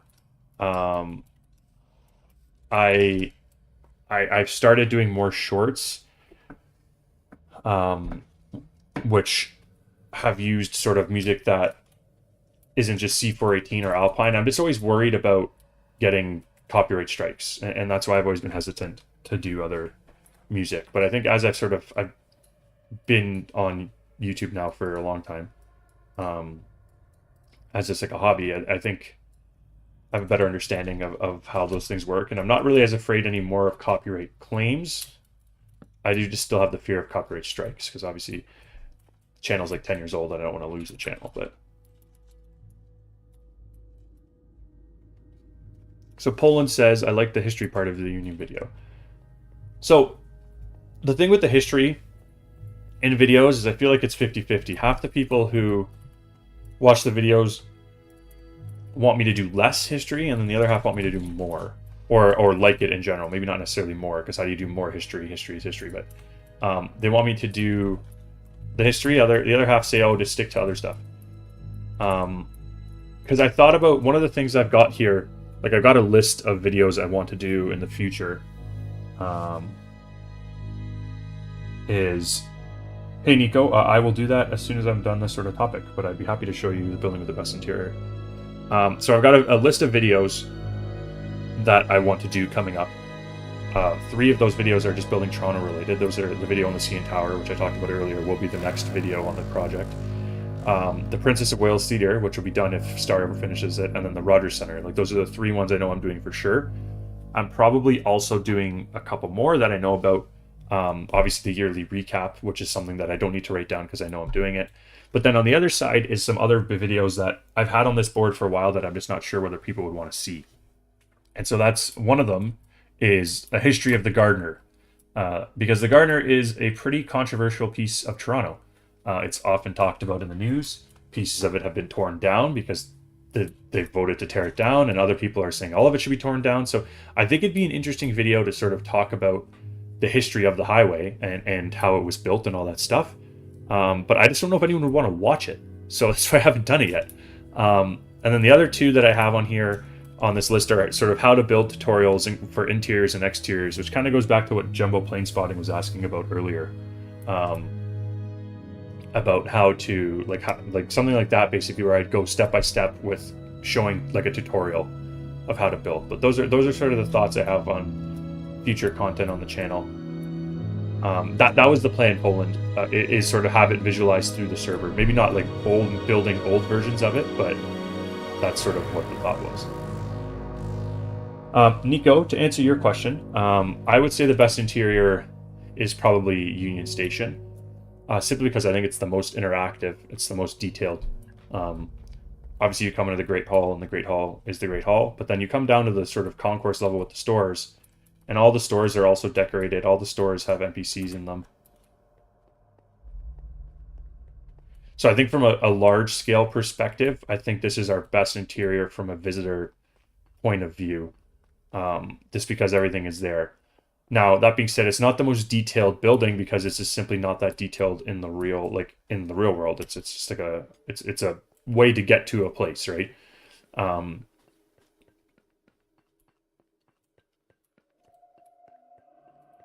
As you see, we're sort of making our way through. All the stores that are there in the real world are there here. If I had to pick my favorite building with the best interior, I think it might be this one, honestly. Dinghy's second test build, I really like the interior on, just because it's a ton of stuff in it that I have no idea how to do. It's just so incredibly detailed, so much, every little intricate piece is done. Like, look at this. The man's got hot pots going. I think this is probably my favorite build on the map. Not one that's going to get much attention because it's sort of like a relatively unaware, or like not unaware, but like undistinct building. It's outside the building perimeter. It's not really anything notable, like in the sense of like historic value. But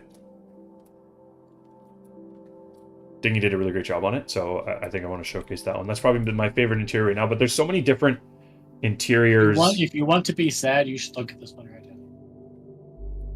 Where'd you go? Is it this angled block? I don't want to look at those. We're going to redo those. This one is it's quite nice.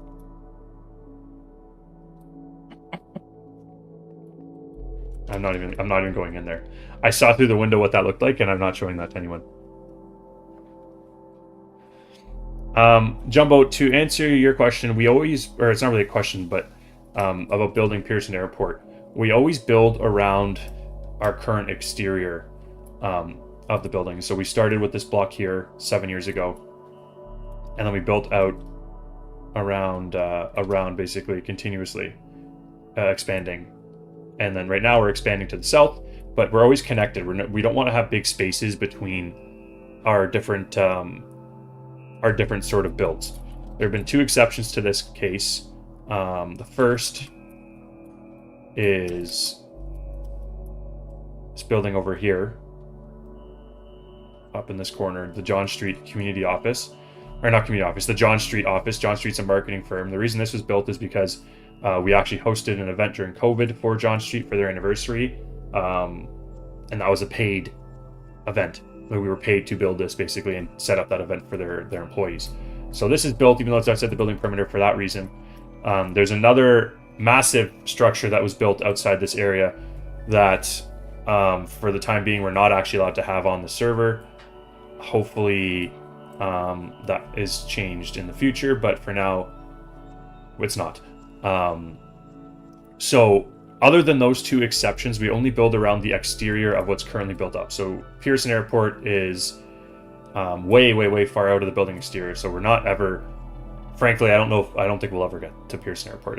We'd have to have the entire city of Toronto basically built, and that's obviously not going to happen. We've been working on this for 7 years, and this is all we've got done so far, which I think is a lot, but it's not the whole city.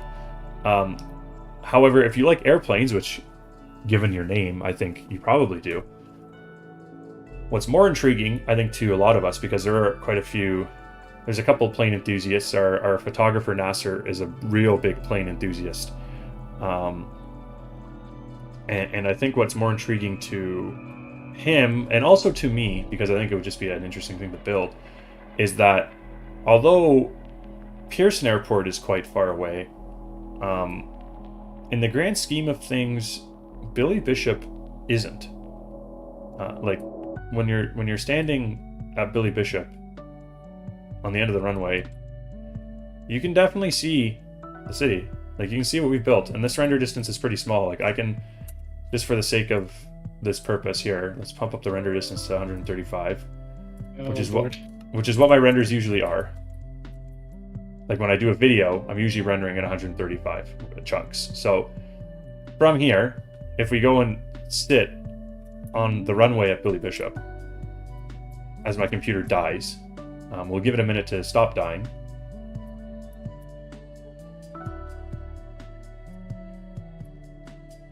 We just have a seat here. So we flew in on a Porter Dash 8, and we're landing, looking out the right side window as we come westbound on the runway.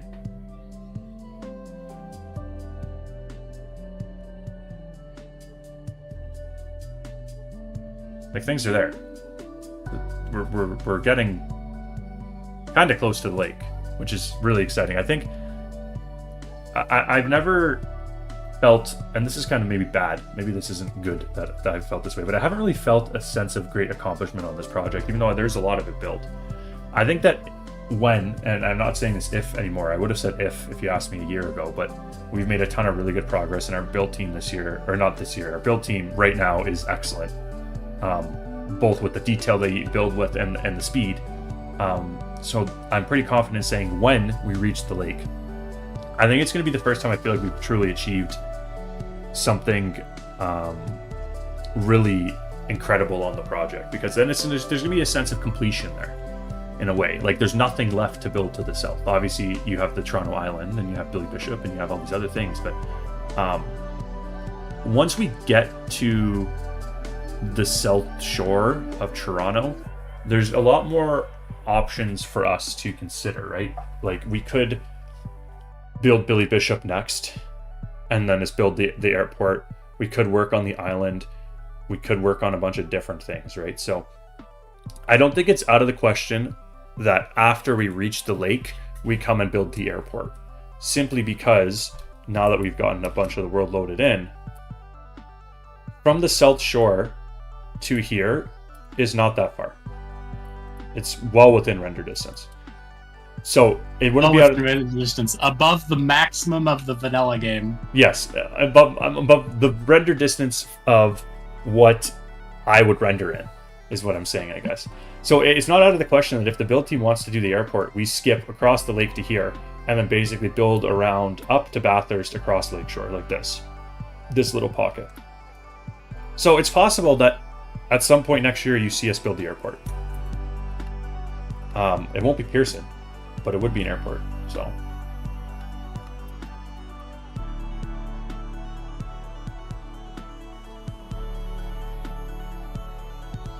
Not much building gets done on these live streams, but that's okay. There's a lot of, like I said, I didn't expect to get a lot of building done today. I expected to have some good, there's some really awesome questions in the chat today, which there isn't usually, but I think that we're probably all in agreement that we want to continue working south. I know there's some things that I really want to build to the south, but also this area has been the most historic sort of piece on our map so far to build, obviously. Like, if you look at what's here, we've got the CN Tower, we've got the Rogers Center, we've got the Roundhouse, we've got Scotiabank, We've got ice condos, which is infamous in its own sort of light. Got a ton of different unique buildings to build that you can definitely get excited for. I think this is probably the most exciting building perimeter we've had so far on the map.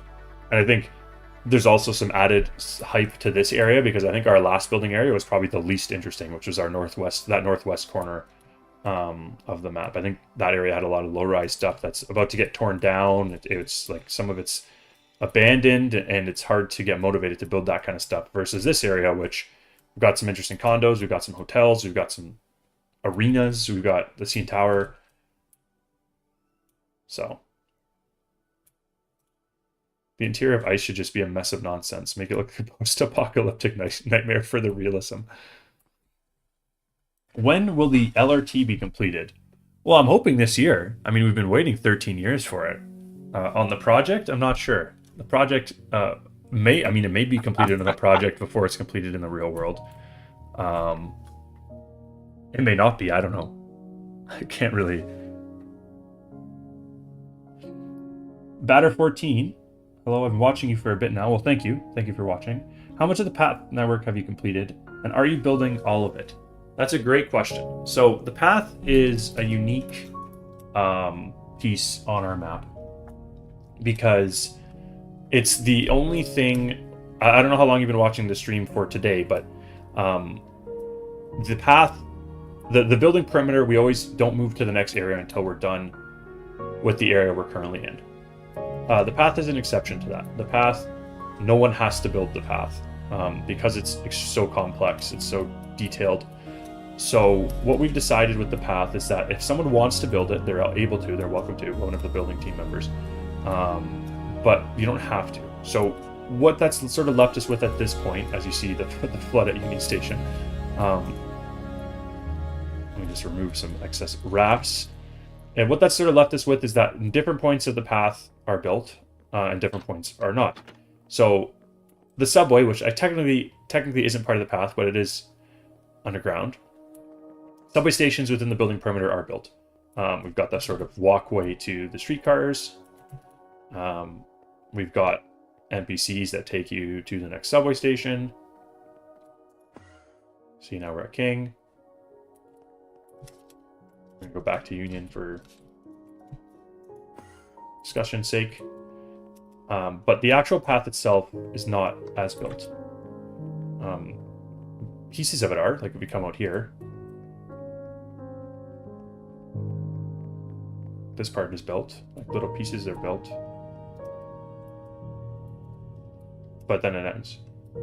The biggest piece that is finished is something that I did just because I basically felt like doing something different. I wanted to change the pace. I built a bunch of abandoned-ish type buildings and interiors on abandoned buildings, and I was feeling somewhat burnt out on the project, so I wanted to sort of do something different. And that piece is over here. This is the most finished piece of the path. I guess we can go in from here.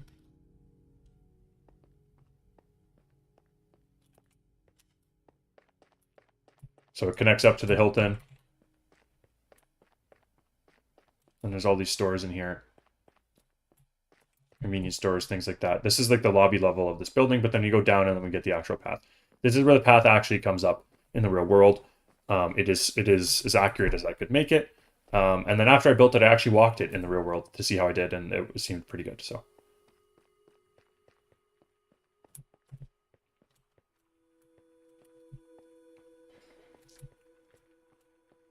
And the reason this is ultimately left up to the builders, that if they want to do something different, they can do this, and it's not something we are doing all the time, is simply because it's not really something that a lot of people care about that much, and it's something that's very, very time consuming.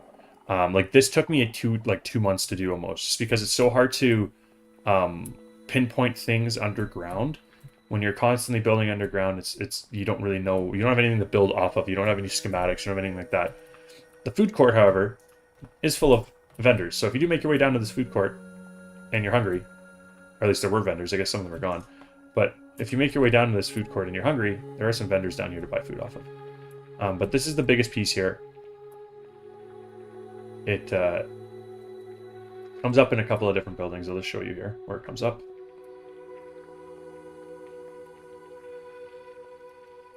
So it comes up at the north end of our building perimeter, which is street slipping my mind. I want to say Adelaide or Richmond. Richmond. But other than that, there's not much building or much path system that is built.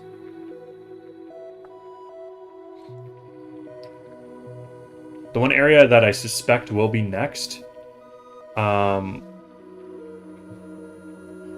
or when I say next, I mean the only area I suspect will be built anytime in the near future, just because we're so far out of the building, like the area we're building now doesn't have the path system, is this area here,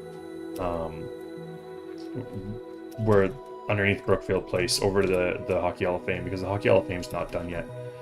We already kind of started the rough in a little bit with this area. If you go like behind here,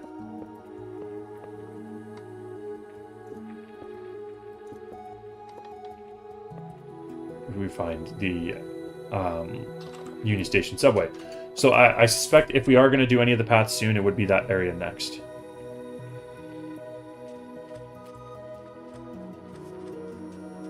I mean, I don't. Maybe that's just my like. Star, do you also find it? You helped with some of the path. Like, do you find it also slower to build underground? Yeah. Like, I can't really explain why. I think the other part of it too is because it's underground, you have a lot less feeling of actually making progress. Yeah, that's true. Because when you're above ground, like you can see the tower, or whatever building it is coming together. But underground is like, oh, I've dug out a room. Yeah, like I know for me, my favorite thing to build on the project is actually roads. Because they're the favorite and least favorite thing. The quickest way to make progress. Like when you build a road, that surface area is the quickest to be finished. Why are there wolves outside of the Fairmont?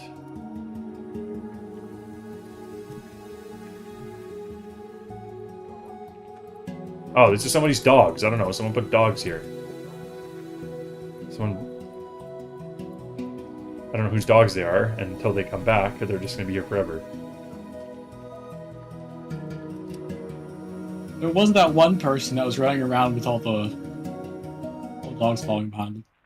Seems like a Poland thing to do, but Poland didn't do it, so...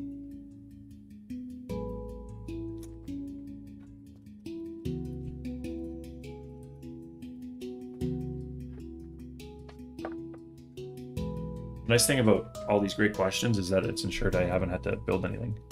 What do you think if someone makes a larger scale of the city? What do you mean by a larger scale? Like they make the Toronto except make it bigger? Or like they do the same thing we're doing except they built more? I would not recommend a 3-to-1 version.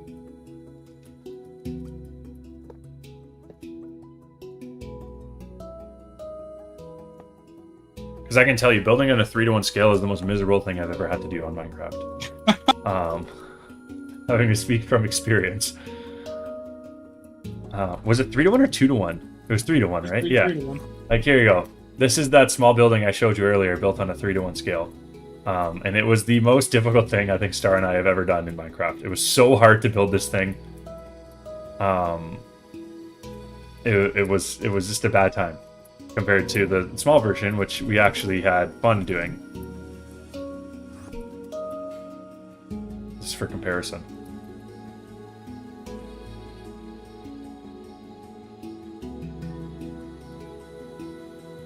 So.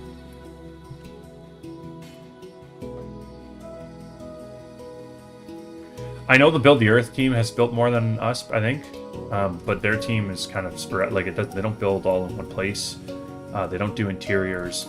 It's a very different project than ours. Our map is also slightly turned. The map isn't. Toronto doesn't sit on a true north-south grid. North to east. It doesn't sit on the true north-south grid. It's off by, I think it's 8 degrees. Vaughn would know. Vaughn did the map. I'm pretty sure it's 8 degrees though. But our map is a true north-south grid because we want our builds to not look like garbage. That being said, I think the Build the Earth team, for obvious reasons, since they're building the Earth, doesn't have that happen. I also don't know how they factor in, like, how do they factor in the rotation of the world? They don't. Well, in theory, shouldn't that be a problem then? Because if the world is round, like, what are they going to do? Like, you teleport you from one side to the other? Like, I guess in the ocean, like when you cross the international date line, you just get teleported to the other end of the map? I think like their map is actually just like a normal wall map of the world. So like if you go to one end, you can't just loop around. You just go back the opposite direction. But is the whole world on that map? Like, or is there multiple different worlds that you need to join different parts? I'm not certain. We should all get free planes for the opening of Billy Bishop. Maybe Star will design some custom planes. The opening of Billy Bishop. What do you think about that, Star? Hey, I know someone that can make you a block entity model or block display model. Yeah, however, I appear to have priced myself out of. I think you got a decent product. Oh, I got a very decent product. Are you kidding me? I couldn't believe how good that product was.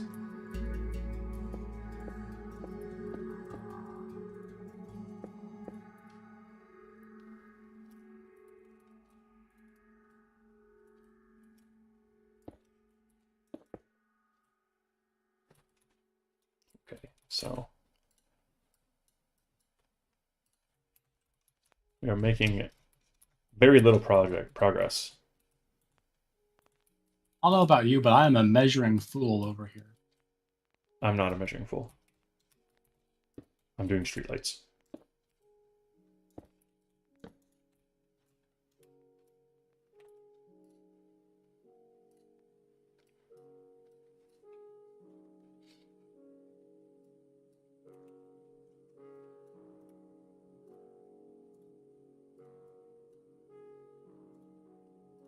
Got 25 again. Starting here.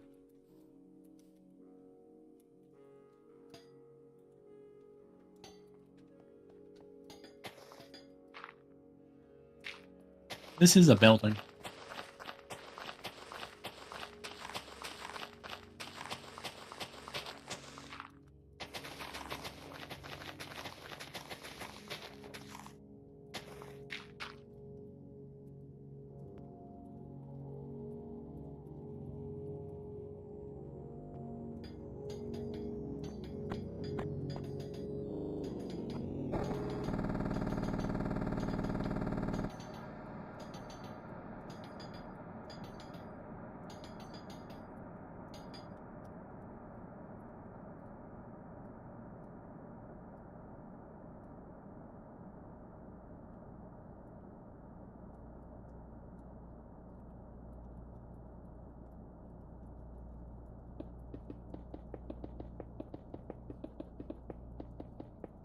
Are we doing for music?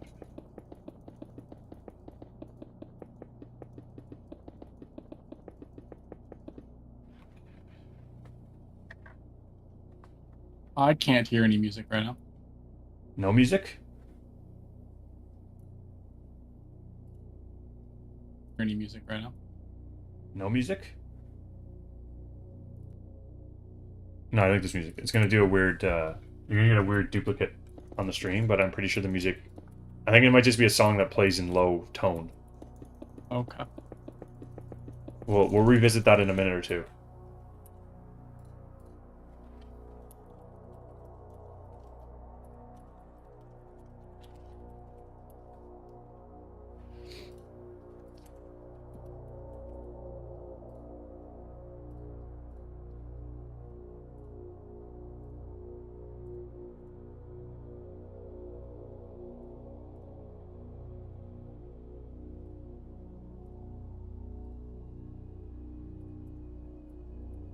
Music dead. Okay.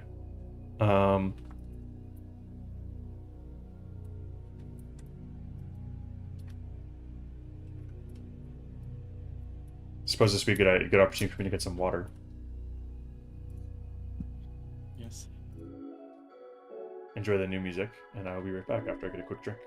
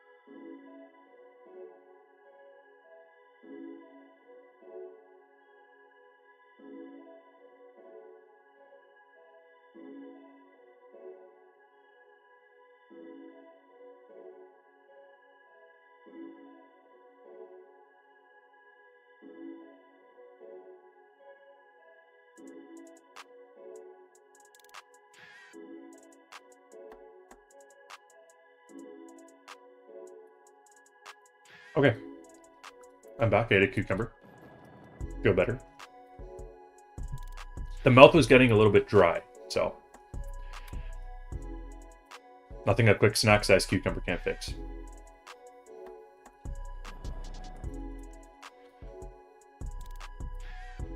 Dingy is working on a colossal-sized building here. This is quite large.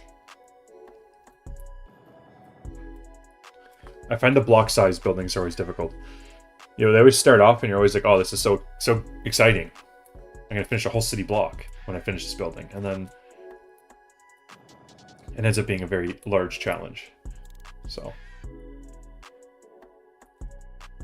I can't wait to see how that turns out. That'll be a big project for sure. Music has restarted, I believe. If it hasn't, let me know in the chat. We should be back to the lo-fi beats of Alpine. Will ACC be a group build? That's a good question. I'm not sure.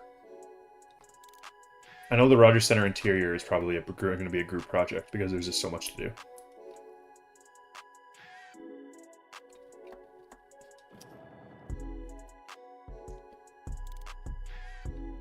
Just checking how we're doing over here.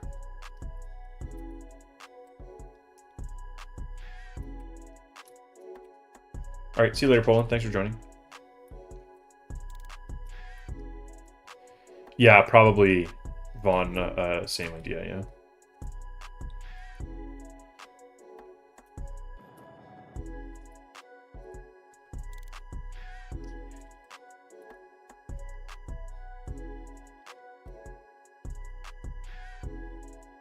Star went to get a drink of water. I guess his house is bigger than mine because he's not back yet, but when he's back, I will unmute him. I just don't want him to come back and say something crazy because he doesn't know that I've restarted the stream, so...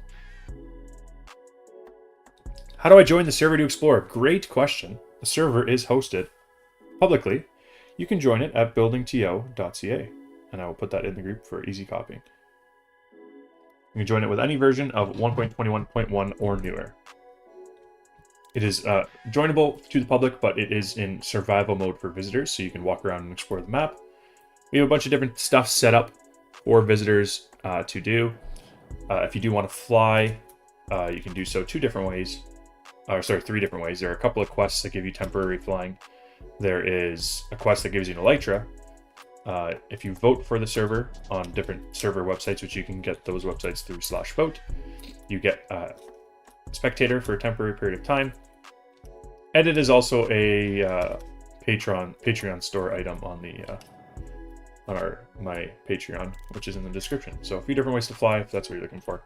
If you're looking to just walk around and explore, then you can do that at buildingto.ca.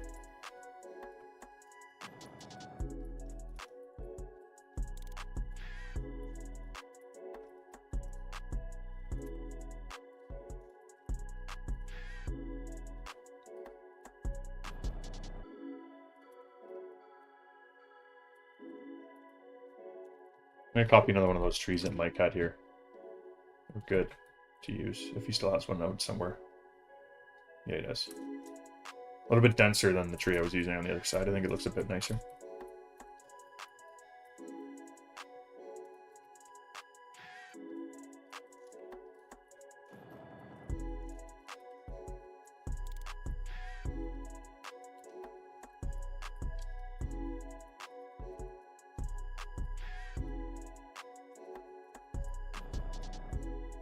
Okay.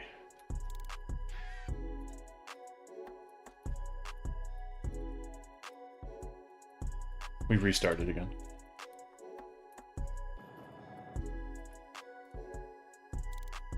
I'm going to unmute you now.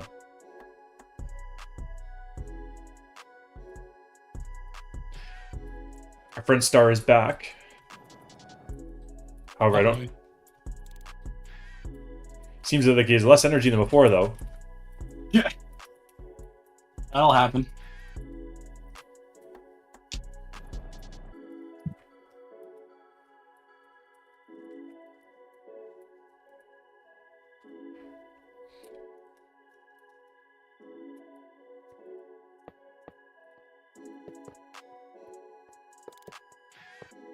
After 2 hours and 20 minutes of stream, we can happily report that I have made some wool boxes in the air. I did see those. It's quite exciting. I mean, look at what I got going on, though, here. I got some trees. I got some bicycles. Some bicyclettes. Look at him using new blocks. Aren't you proud of me?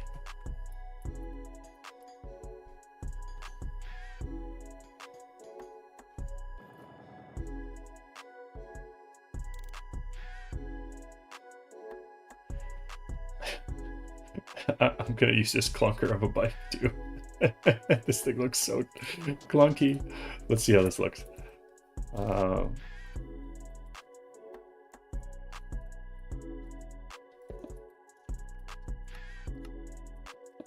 this is so big. What is this? No.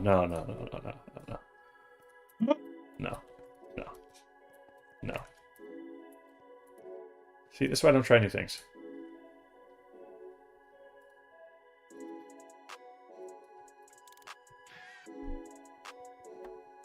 That's why I don't try new things. I stick to the things I know.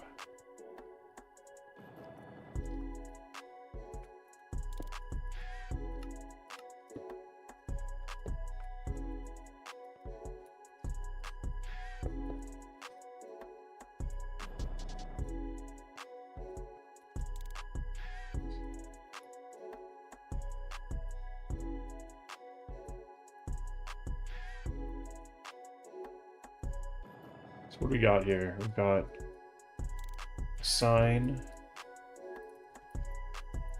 right here. Is there a fire hydrant? Every time I check this block display page, I look for a fire hydrant. And it's never there's never one there. Is there another name for a fire hydrant? That I know of. Like, I can't believe no one's made a fire hydrant. It's crazy to me. Fire plug? No, I looked up fire. There's no fire hydrant.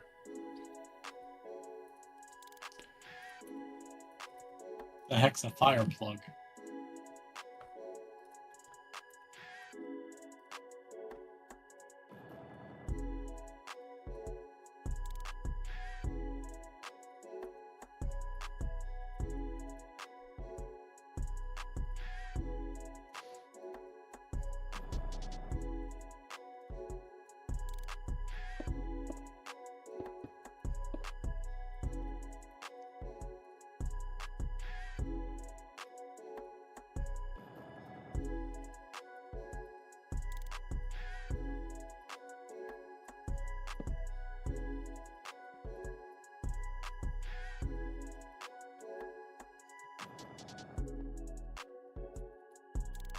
Mike doesn't like block entities displays.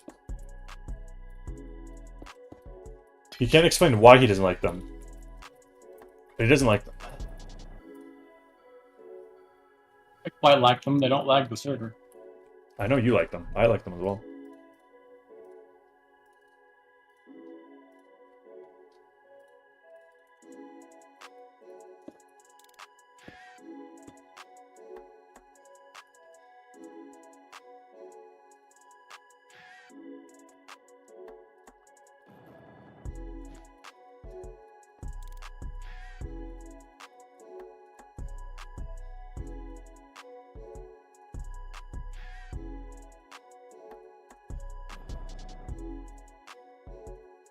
Oh, I've done it again.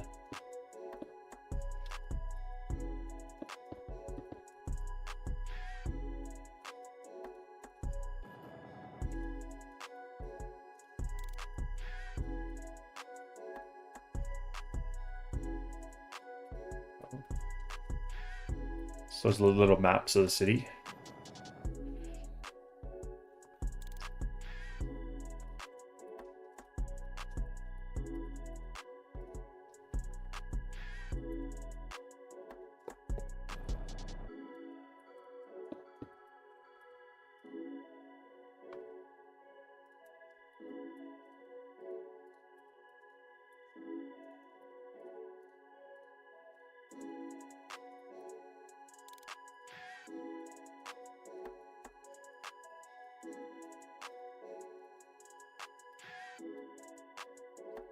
Look at these cubes we got going on.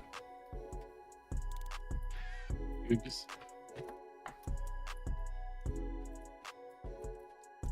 According to my measurements, cubes should be accurate. The different overhangs on this side.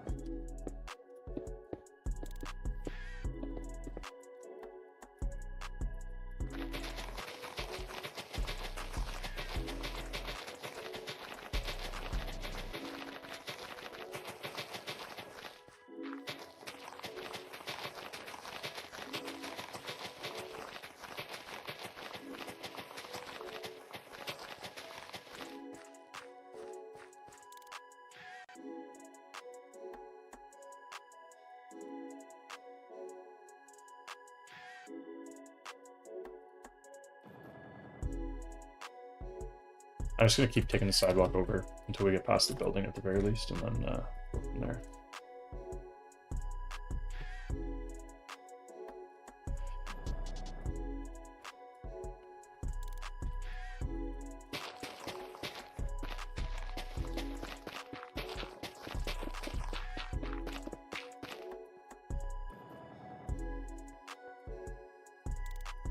I don't know how I feel about this. I almost feel like this should be slab down, but I think it's fully for now.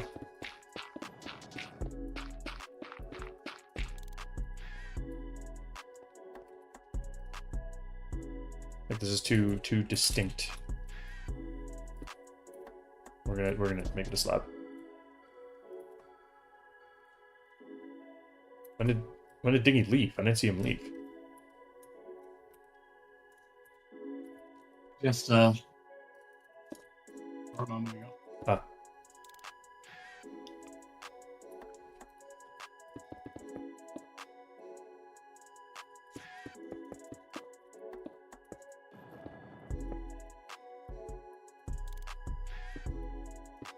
Uh-oh.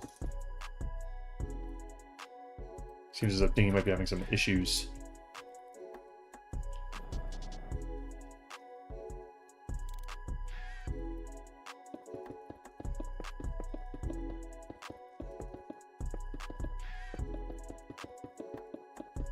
I think this is better. We'll do it like this.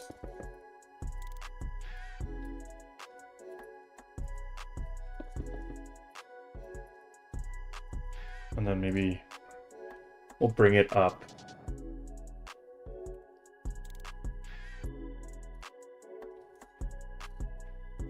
After we get closer to the building. So that's supposed to be 6.6. 1, 2, 3, 4, 5, 6, 7. So we'll do 7 here. Carry that across. That.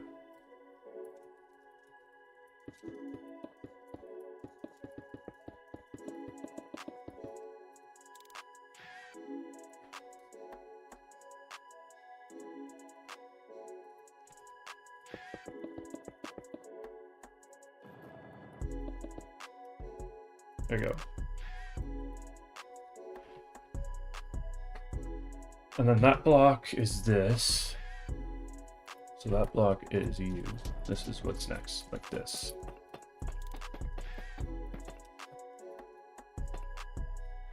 And does that go all the way to the road?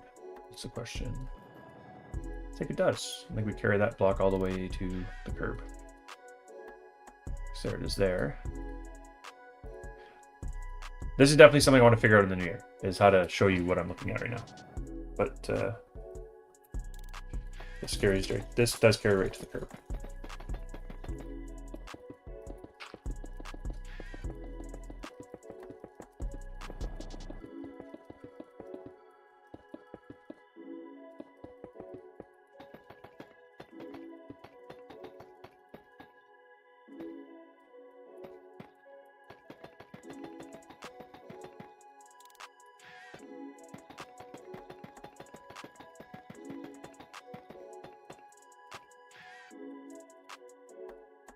How far do fireworks show up on your render distance?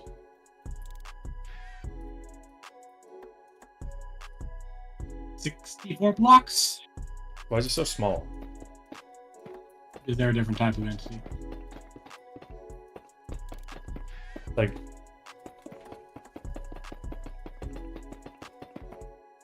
fireworks should show up for as high as your render distance is. That's not how any entity works. I know, but fireworks are not the same as other entities. Because it's weird, it works in renders. Like rendering the fireworks in, you can be any distance as long as you're rendered in. Even though mob heads or paintings don't work. Because mob heads and paintings are a different type of entity. I guess. Hey Les, thanks for joining. Thanks for your support. It means a lot to have kind words about the project. It definitely motivates all of us to keep working on it, so thank you. Hope you continue to enjoy the content that we put out for you.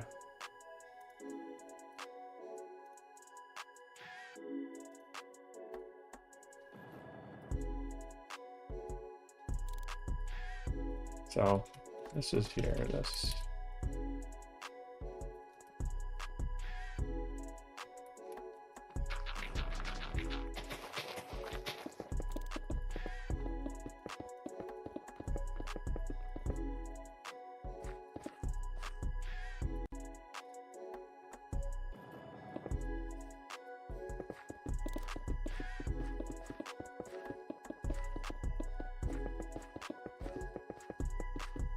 One thing that I'm obviously hoping for in the new year, I still think it's a pretty big long shot, but It would be nice to get monetization ability on the channel. Just because it gives you the ability to do other things other than just make money. It gives you the ability to sort of have interconnectivity between things like the merch page and social media channels and stuff like that that I don't have right now. I have all the requirements except for the watch time. I don't have enough watch time right now to have monetization on the channel, so hopefully in the new year that is a goal that I can strive towards. I've blown out of the water my totals from last year for both subscribers and for number of views. I've had a really big influx of new subscribers this year, which has been amazing. Because that's obviously the biggest sort of sign that I'm making something that you guys are enjoying. So that's really awesome. And I think part of the reason why I haven't had the watch time I need is just because I don't put up that much content. And my content doesn't go viral. I don't make content that... the content I make is not content that... I don't make viral content. I don't make stuff like that. I just don't like that style of content, the clickbait kind of stuff. I'd rather never get monetization and sort of be sort of in the position I'm in now, making content that I enjoy making, rather than what sort of having to change what I make to fit with fit the way to get viral. I don't want to do that. So if I go viral with this stuff, that's good. If not, it is what it is.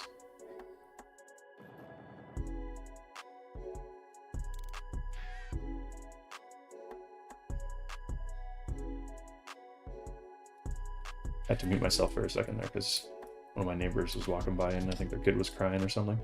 So hopefully that has resolved itself.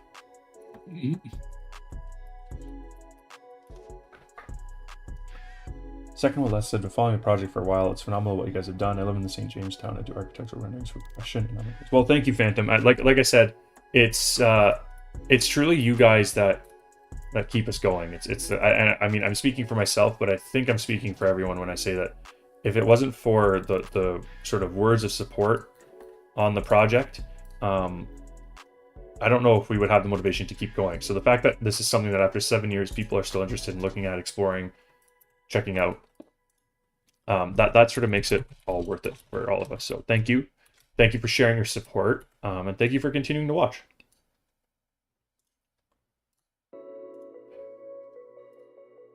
This seems wrong. It's 8. This is what? 5?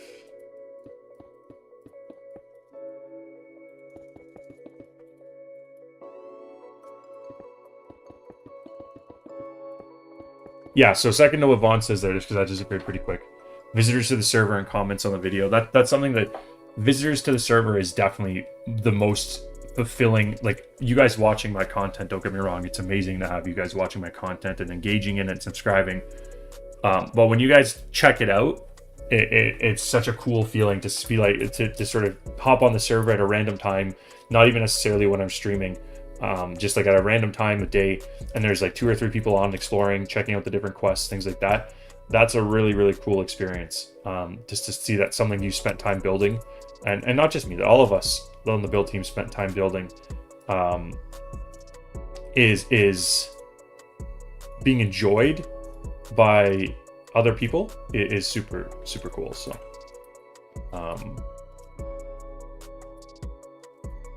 I've done something wrong here, it appears, Star. Oh, that's the sidewalk. Sidewalk's supposed to be 16. 1, 2, 3, 4, 5, 6, 7, 8. Did your building fit in the right area? I based everything off of this orange pillar. Okay, I'll make the sidewalk smaller then. What hell direction is this? North. East. The spacing off this road is correct. Yeah, I think it's too small now. Double check north south. See what you think. I think it might be too small, but if not, I can just change the sidewalk. Like, there's nothing. It's just a massive sidewalk. Like, there's no real detail on it. So if it needs to be too small to make the building fit, that's fine. But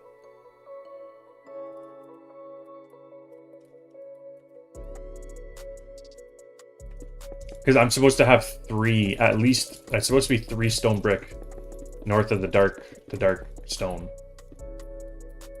But I also could move it all south by 1. My measurement says road to orange pillar should be 19. 19? Curb to orange pillar is. Okay, we got 15. Well, what do you have at the north end? Is it going to be too small there? Well, the north side butts up against the... Right, but is this too big then? Because where are we going to find 3 blocks? We just shortened this.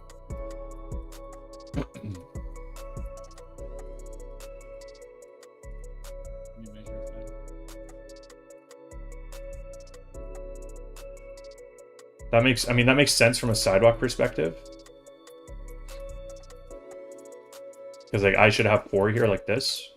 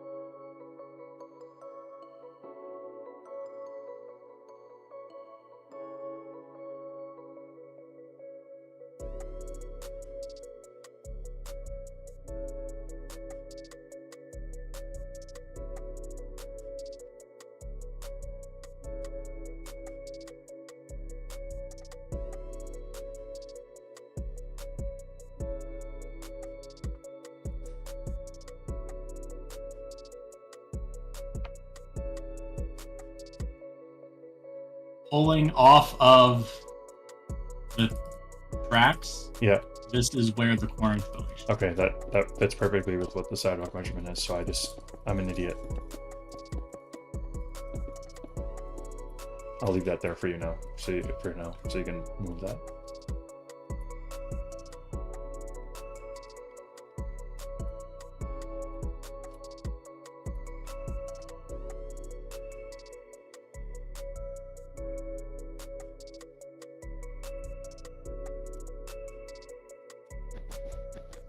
Good to go?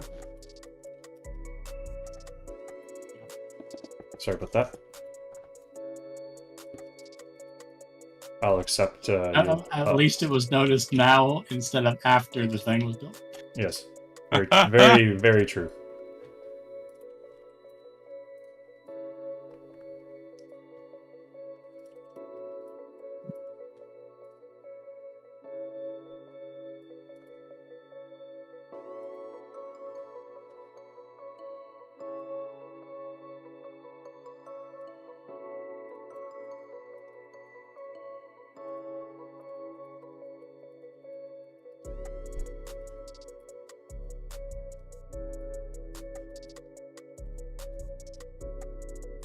Very big sidewalk.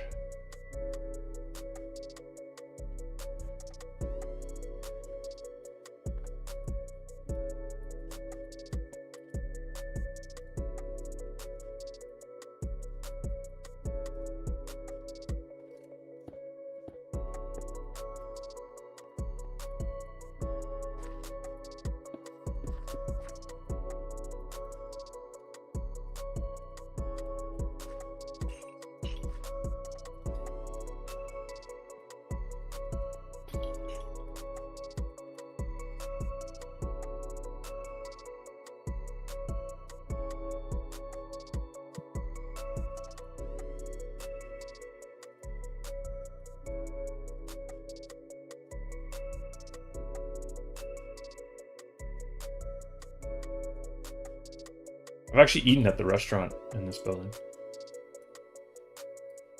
What type of place is it? Italian.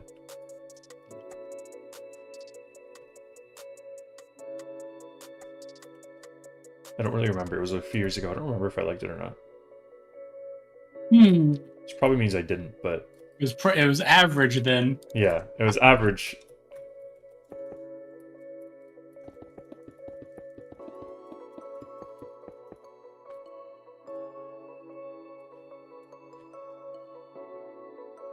such a complicated sidewalk so unnecessarily.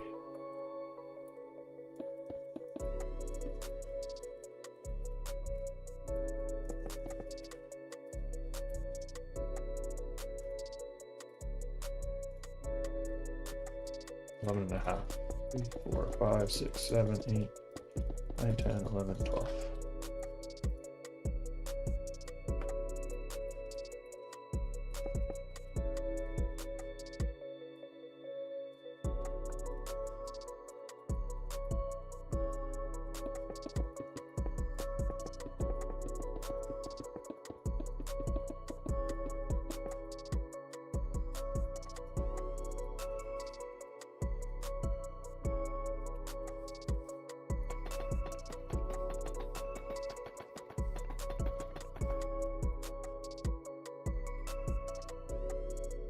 Well, hopefully one day you can visit the city and then use the map to navigate.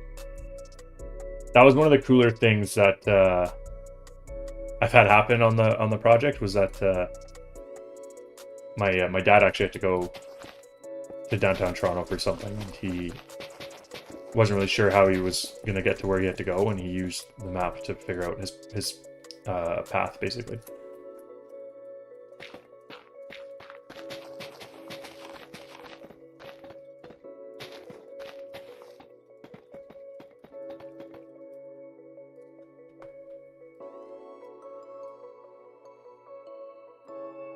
Okay, I think that's all the custom.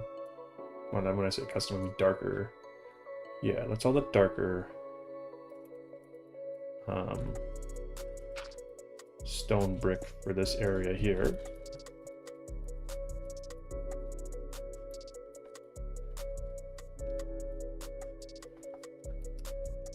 So it's like that. Almost to the end of the building. I'm gonna carry it to the end of the building, just to be sure. Now the end of the building does have this huge overhang.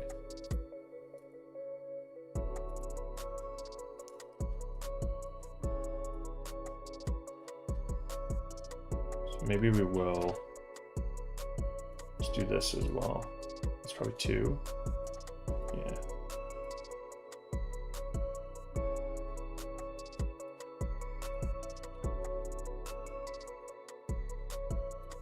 This is something.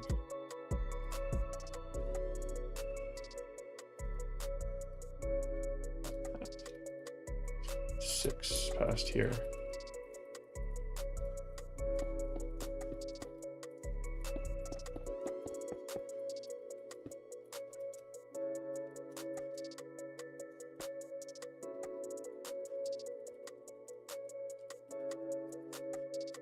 It's interesting to see. I always wondered about, like, less people. Can I switch songs?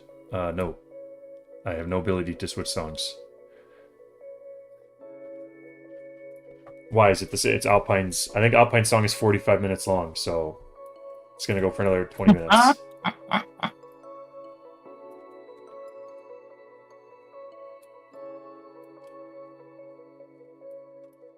It's supposed to be background noise. I'm not, but yes, in the future, I'm going to try and figure out an alternative to this. You could do non-copyright music off Spotify.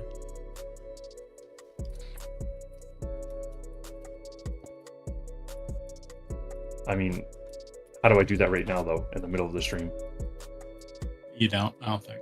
I don't think so either. That's gonna be a next year goal, is to try and get better sort of music stuff. Yeah, so that's actually that's a great question, Les.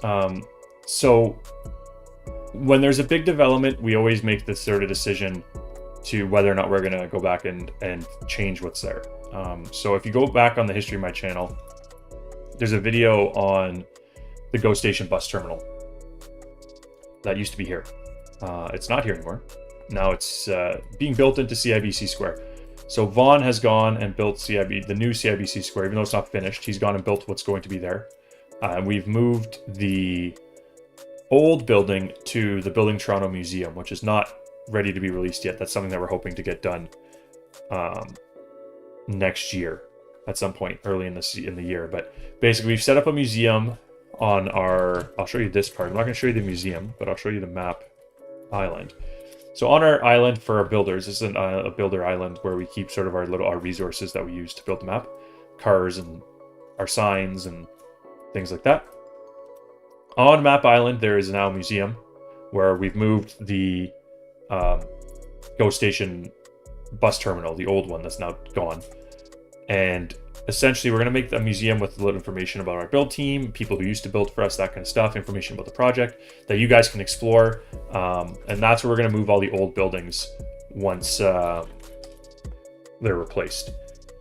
I think that's the only one right now on our map that we had that happen to. Most of the other stuff is when we built it, we built what was going to be there, especially in the northwest end of our map. A lot of the stuff there is stuff that some of it, the buildings aren't completed yet, but obviously Ice Cube is the one that is actually gone now.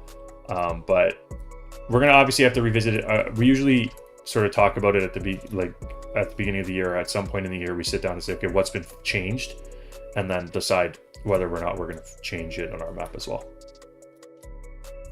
Because it's a balancing act, right? We want to make sure we're always moving forward and building new stuff, but at the same time, the point is that people can come into the map and see things like they would in the real world. So especially since a lot of the things that are being built right now, the new things are condos where people could be living.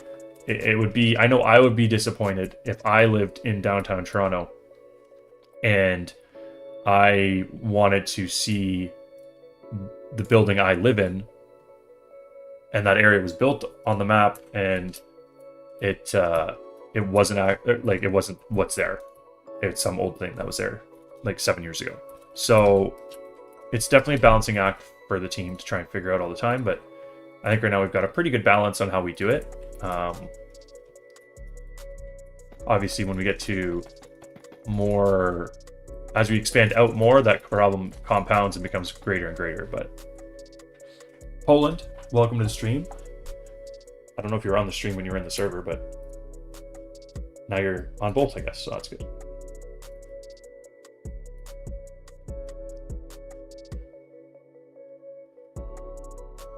So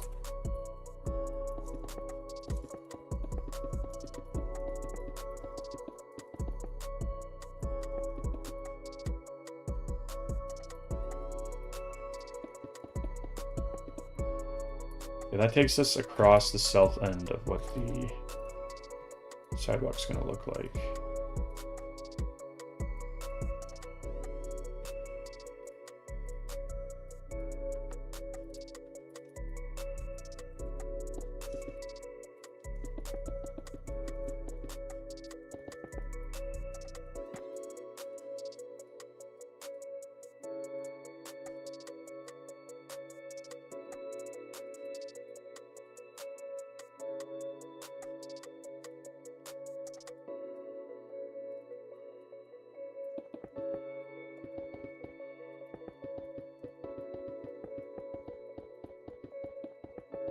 Some big like sewer grate thing here, but I'm not sure if I'm going to put that in. It kind of looks bad.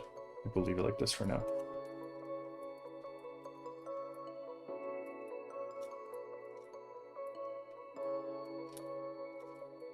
Let's check on our other builders.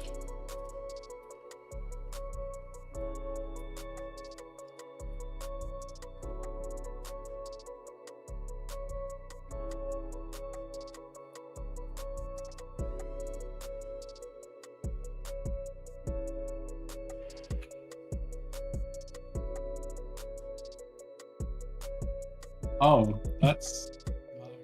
Uh-oh. I don't like how that sounds.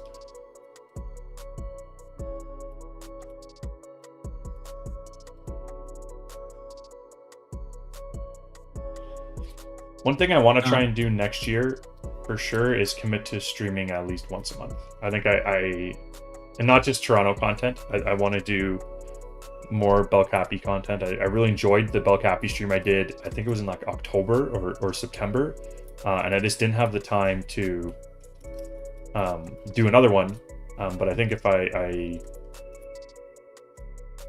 try and budget my time a little bit better, hopefully next year I'll have time to do more of them.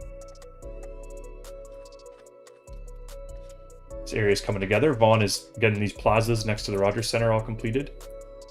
They look relatively bare, but that's because they are relatively bare in real life, because you have to figure out how to get 50,000 people in and out of this stadium. So, looking quite nice, coming together very well. Mike's tower is also coming together. Don't let him see us, or he's going to throw potions at us.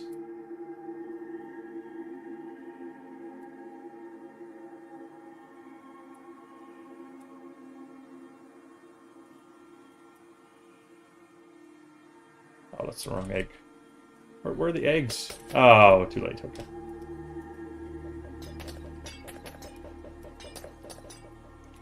I'm interested to see what this looks like. I feel like this is going to be a challenging building. I don't know, based on the outlines that we've got going on here.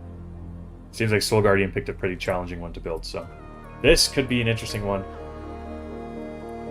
But the very exciting part about this is that once these two buildings are done, they're also going to work on the sidewalks, and that would sort of close off the west end of our building perimeter for this block, at least. Because this is where we're stopping as we go further west. So that would sort of have a completed pocket of this building perimeter from the Gardner up to Blue Jays Way. Or sorry, is this Bremner or is this Blue Jays Way? I think this is Bremner. Is there a street sign here? No. I want to say this is Bremner. I think Blue Jays Way is this one up here. So I think this is Bremner. But it'll sort of have a completed piece. Other than this here, which is like some tiny, weird, out-of-place townhouse. So, that would be exciting. Because this pocket is very quickly coming together, so.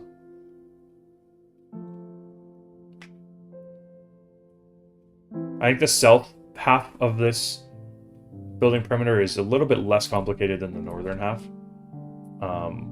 Like, this is a water treatment plant, which is going to be complicated, but the roundhouse, even though it's historic, is pretty straightforward. You look at like the Rogers Center, the Aquarium, Metrotronic Convention Center, the CN Tower, the Arena, like these are all more complicated buildings.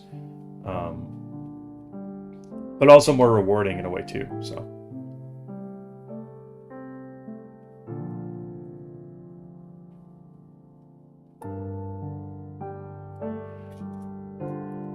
Welcome back, Mr. RJ Script, or I guess Mrs. RJ Script, I don't know.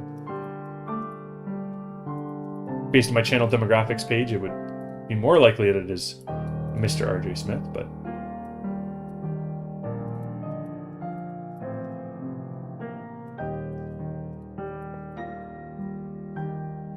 I think we are getting close to winding down here.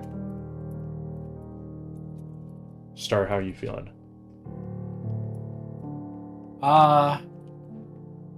Getting tired. Getting tired, okay.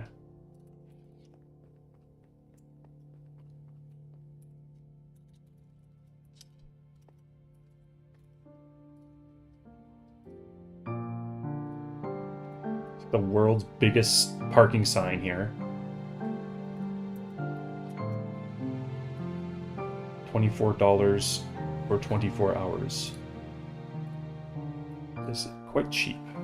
I feel like that's probably not the cost anymore for that.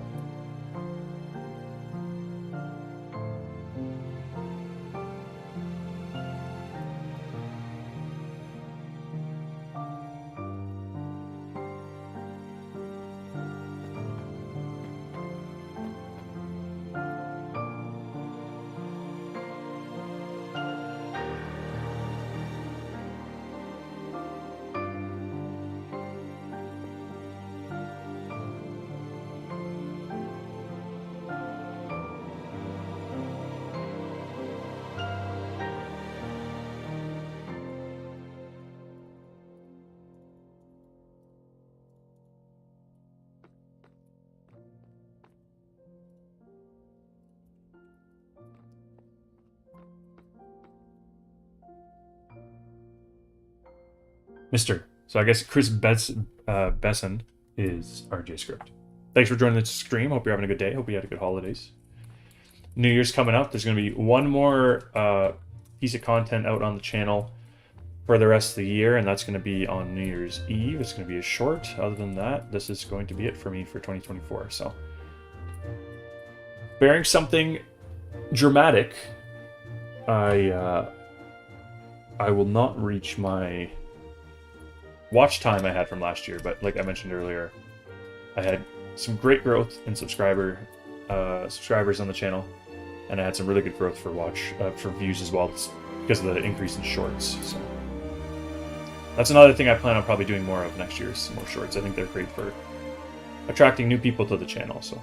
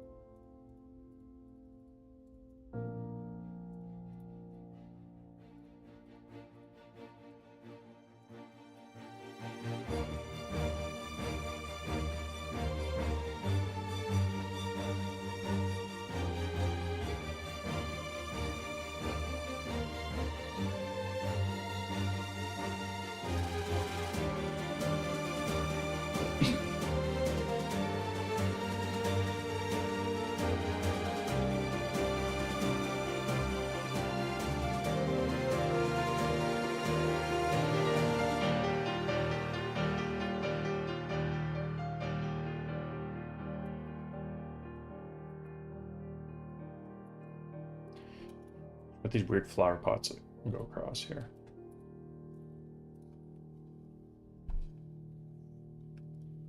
Almost look like gray concrete. I mean, they are gray concrete. This. Problem is they're on an angle.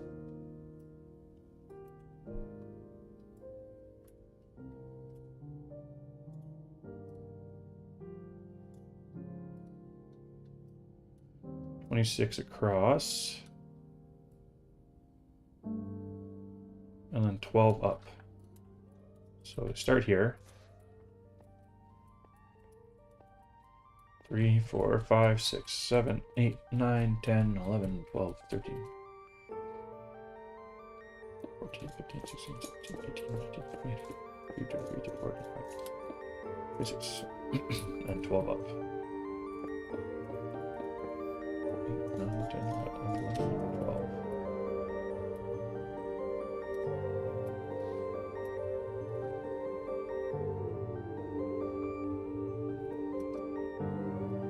That can't be right. 21 from there.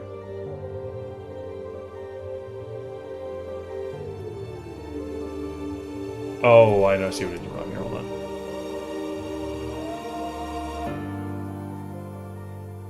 Ah, this is the wrong place.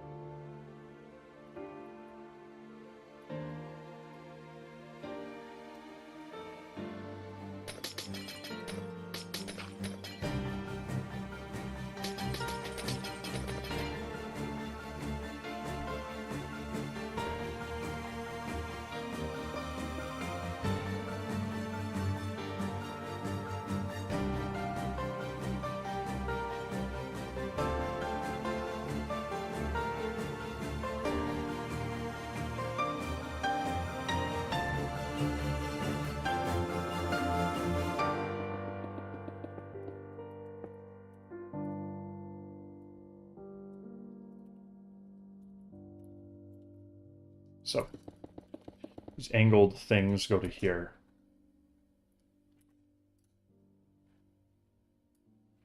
And the circle is 4 away from that. And the circle is what, andesite? Yeah, circle will be andesite.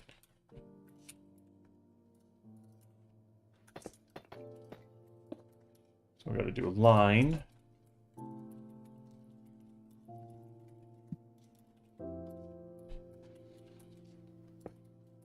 How many pots are there? 1, 2, 3, 4, 5, 6, 8 pots.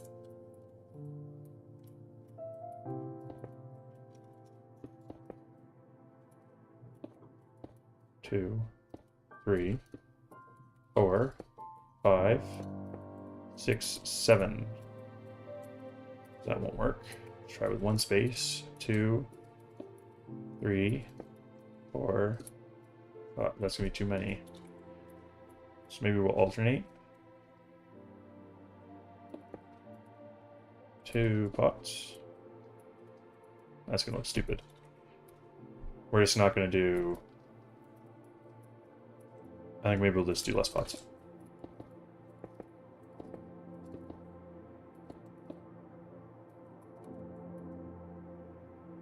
That 1, 2, 3, 4, 5, 6, 7. Yeah, that's what we're gonna do. That's where our pots go. I'll move this forward by 1 just so it looks a little bit better. We're gonna do light gray concrete for the pots. My favorite. You're saying you don't also make your pots light gray concrete? I'm just currently over here using light gray concrete.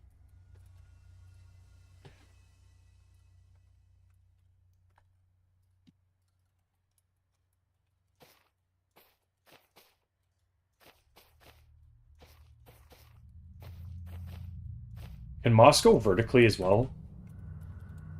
Moss? Moss. Carpet? No. What about, like, there's another block, lichen? Can lichen go vertically? Oh, lichen can, yes. It's a vine. That's better. I think that looks better. And it glows.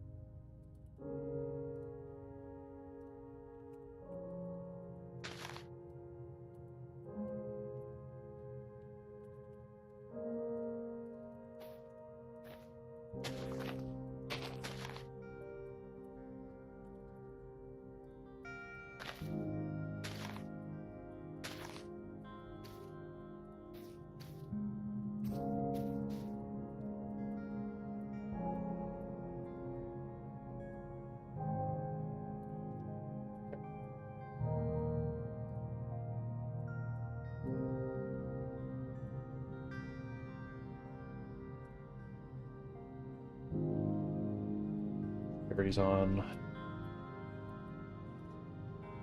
Let's build out to the circle, I guess.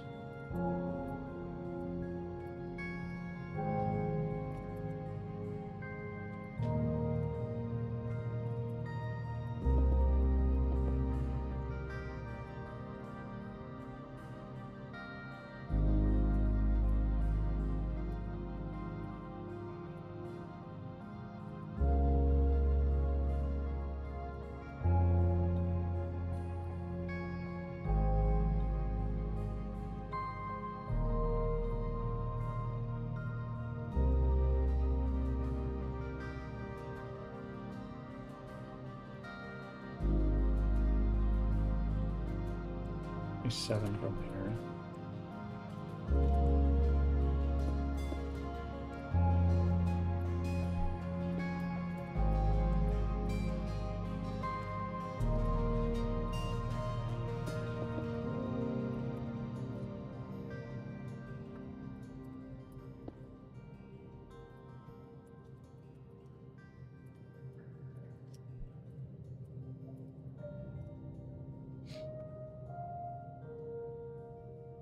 I'm really not sure how I'm going to do this oval. I haven't been sure of anything for like the past hour. Oh, okay. As long as we're on the same page.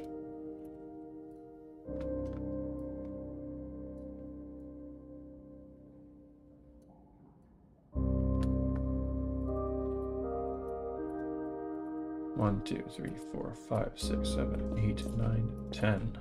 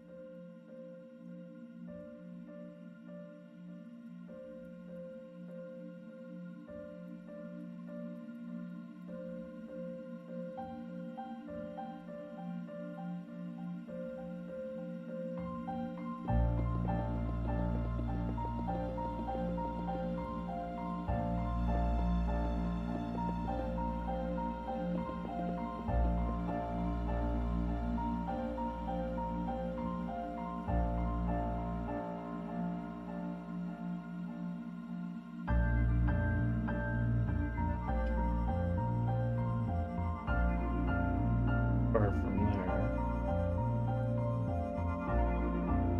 6.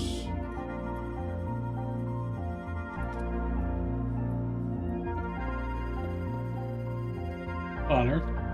What? Are you hearing horses? Yes. Why are we hearing horses?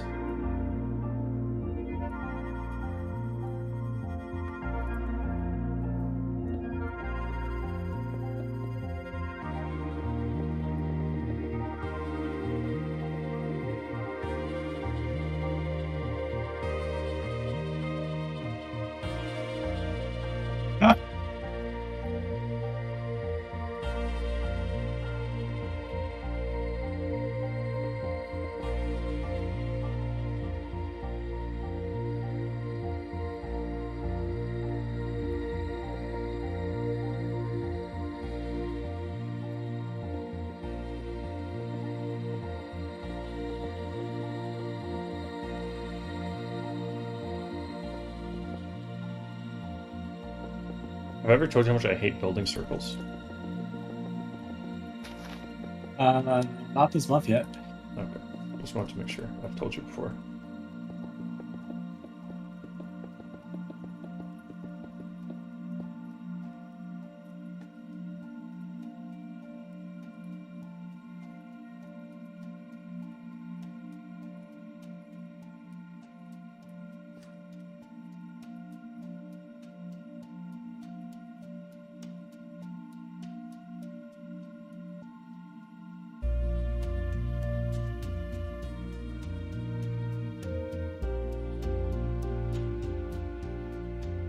Okay, I think we are going to wind it down. I'm getting a tad tired, and it appears Mike has also thrown in the towel. I mean, the sun is setting. Sun is setting. So with that, let's all, at our own pace, make our way to the CN Tower. I'm going to have a quick look at what Newfoundland has finished building. Finish these tracks. Yeah, no rush. I'm gonna go fly over to Newfoundland and Von Frank still, so.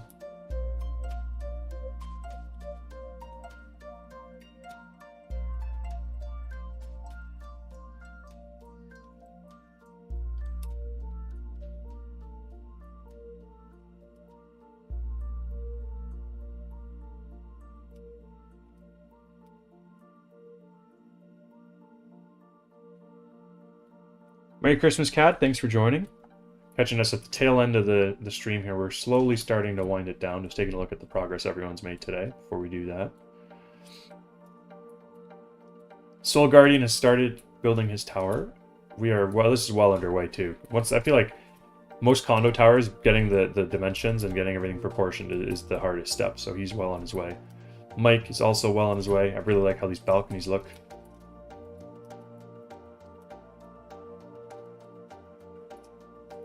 Vaughn made some really good progress here. Going back to our surface area conversation, Vaughn made the most progress because he's completed the most surface area.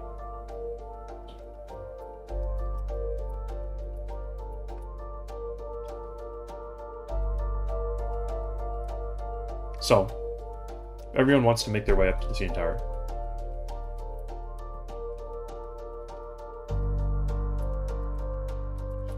Those of you, Jinhua and Script, I will TP you up here, because you're obviously not going to be able to get up here by yourself.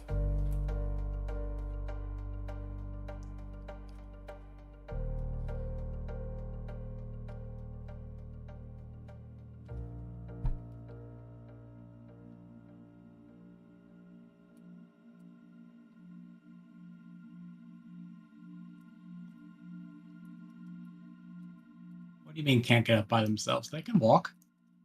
Oh, I guess they could technically. They can take the elevator and... They can technically get up here. Nasser, come up to the next floor up.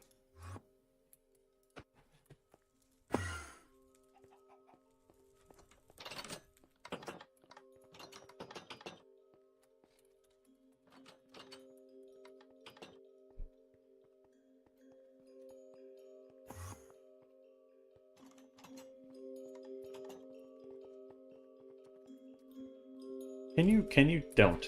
Can you don't?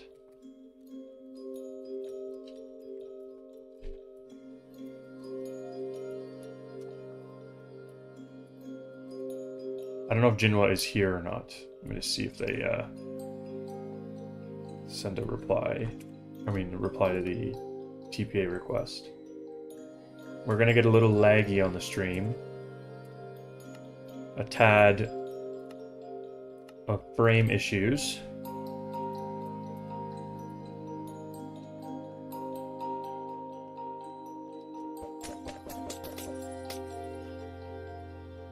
You guys all just stay up there. So, as this loads in, I just want to thank you guys again. There's been a lot of people coming and going throughout the stream. I want to thank everyone who's here now for all their support on the channel over the last year. We've made a ton of amazing progress. I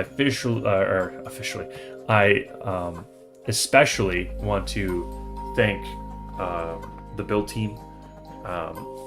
Everyone's contributed a ton over the last year to the map, getting our previous building perimeter finally done, other than the theater, which Star is going to finish soon. We've made some really good progress, and I feel as motivated as I think I've ever felt on the server, to be honest, with I don't know if this is going to work with shaders, honestly. It's definitely not. We're gonna turn the shaders off. As motivated as I think I've ever felt on the project with our progress and how much of it we're going to be able to make coming in the year ahead. So thank you to the build team for all their hard work. Star, thank you for running the server, doing all the back end work that no one appreciates, because it's back end work, but without you, the server would have been long dead. And I guess the last thing to do is thank all of you guys as the viewers. So thank you for watching. Thank you for your support of the channel. We're going to end it off here with a nice fireworks show. And then that'll be that. So Thank you, everyone. If you are new to the channel and you're watching and you're not subscribed, be sure to hit that subscribe button. Because otherwise, how are you going to know that we've put more content out on the channel? So be sure to hit the subscribe button, leave a like on the video, maybe share the channel with your friends. If you're looking for more ways to support the channel, then you can check out the links. There's the links to my merch page, my Patreon, the server donation store, a bunch of different things that you can check out to support us financially. Obviously, there is a cost to running this server. Star incurs most of that cost, so any donations to the server or to me are greatly, greatly appreciated. And the last thing is just to be sure to join our community Discord if you're not in there already. We have some great time there, some good discussions. There's usually a question of the day.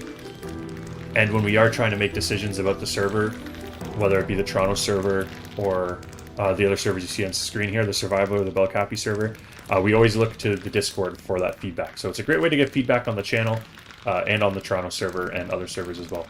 If you're looking to check out the server, you can do that at buildingto.ca to be connected directly to the Building Toronto server. You can also check out aneasycraft.net to check out our other servers as well. You can join alternately all our different servers from each other, so the Survival, the Creative, Toronto. You can also talk to everyone on those other servers as well. So that's really it. Thank you guys for watching. Thank you guys for your support of the channel. Star, thanks for tagging along as we completed some stuff today. Progress was slow, but progress is progress nonetheless. So here's to 2024. A great year on the channel. Hopefully 2025 is even better. So thank you all for watching. We're going to let this play for a bit. And then after that's done, we'll go to the outro that we usually do on the streams, and then I'll catch you guys all next year, other than, of course, the short that's coming out on New Year's Eve. Thank you all for watching. My name is Gamefruitpulp, and I'll catch you guys all next time. Have a good one.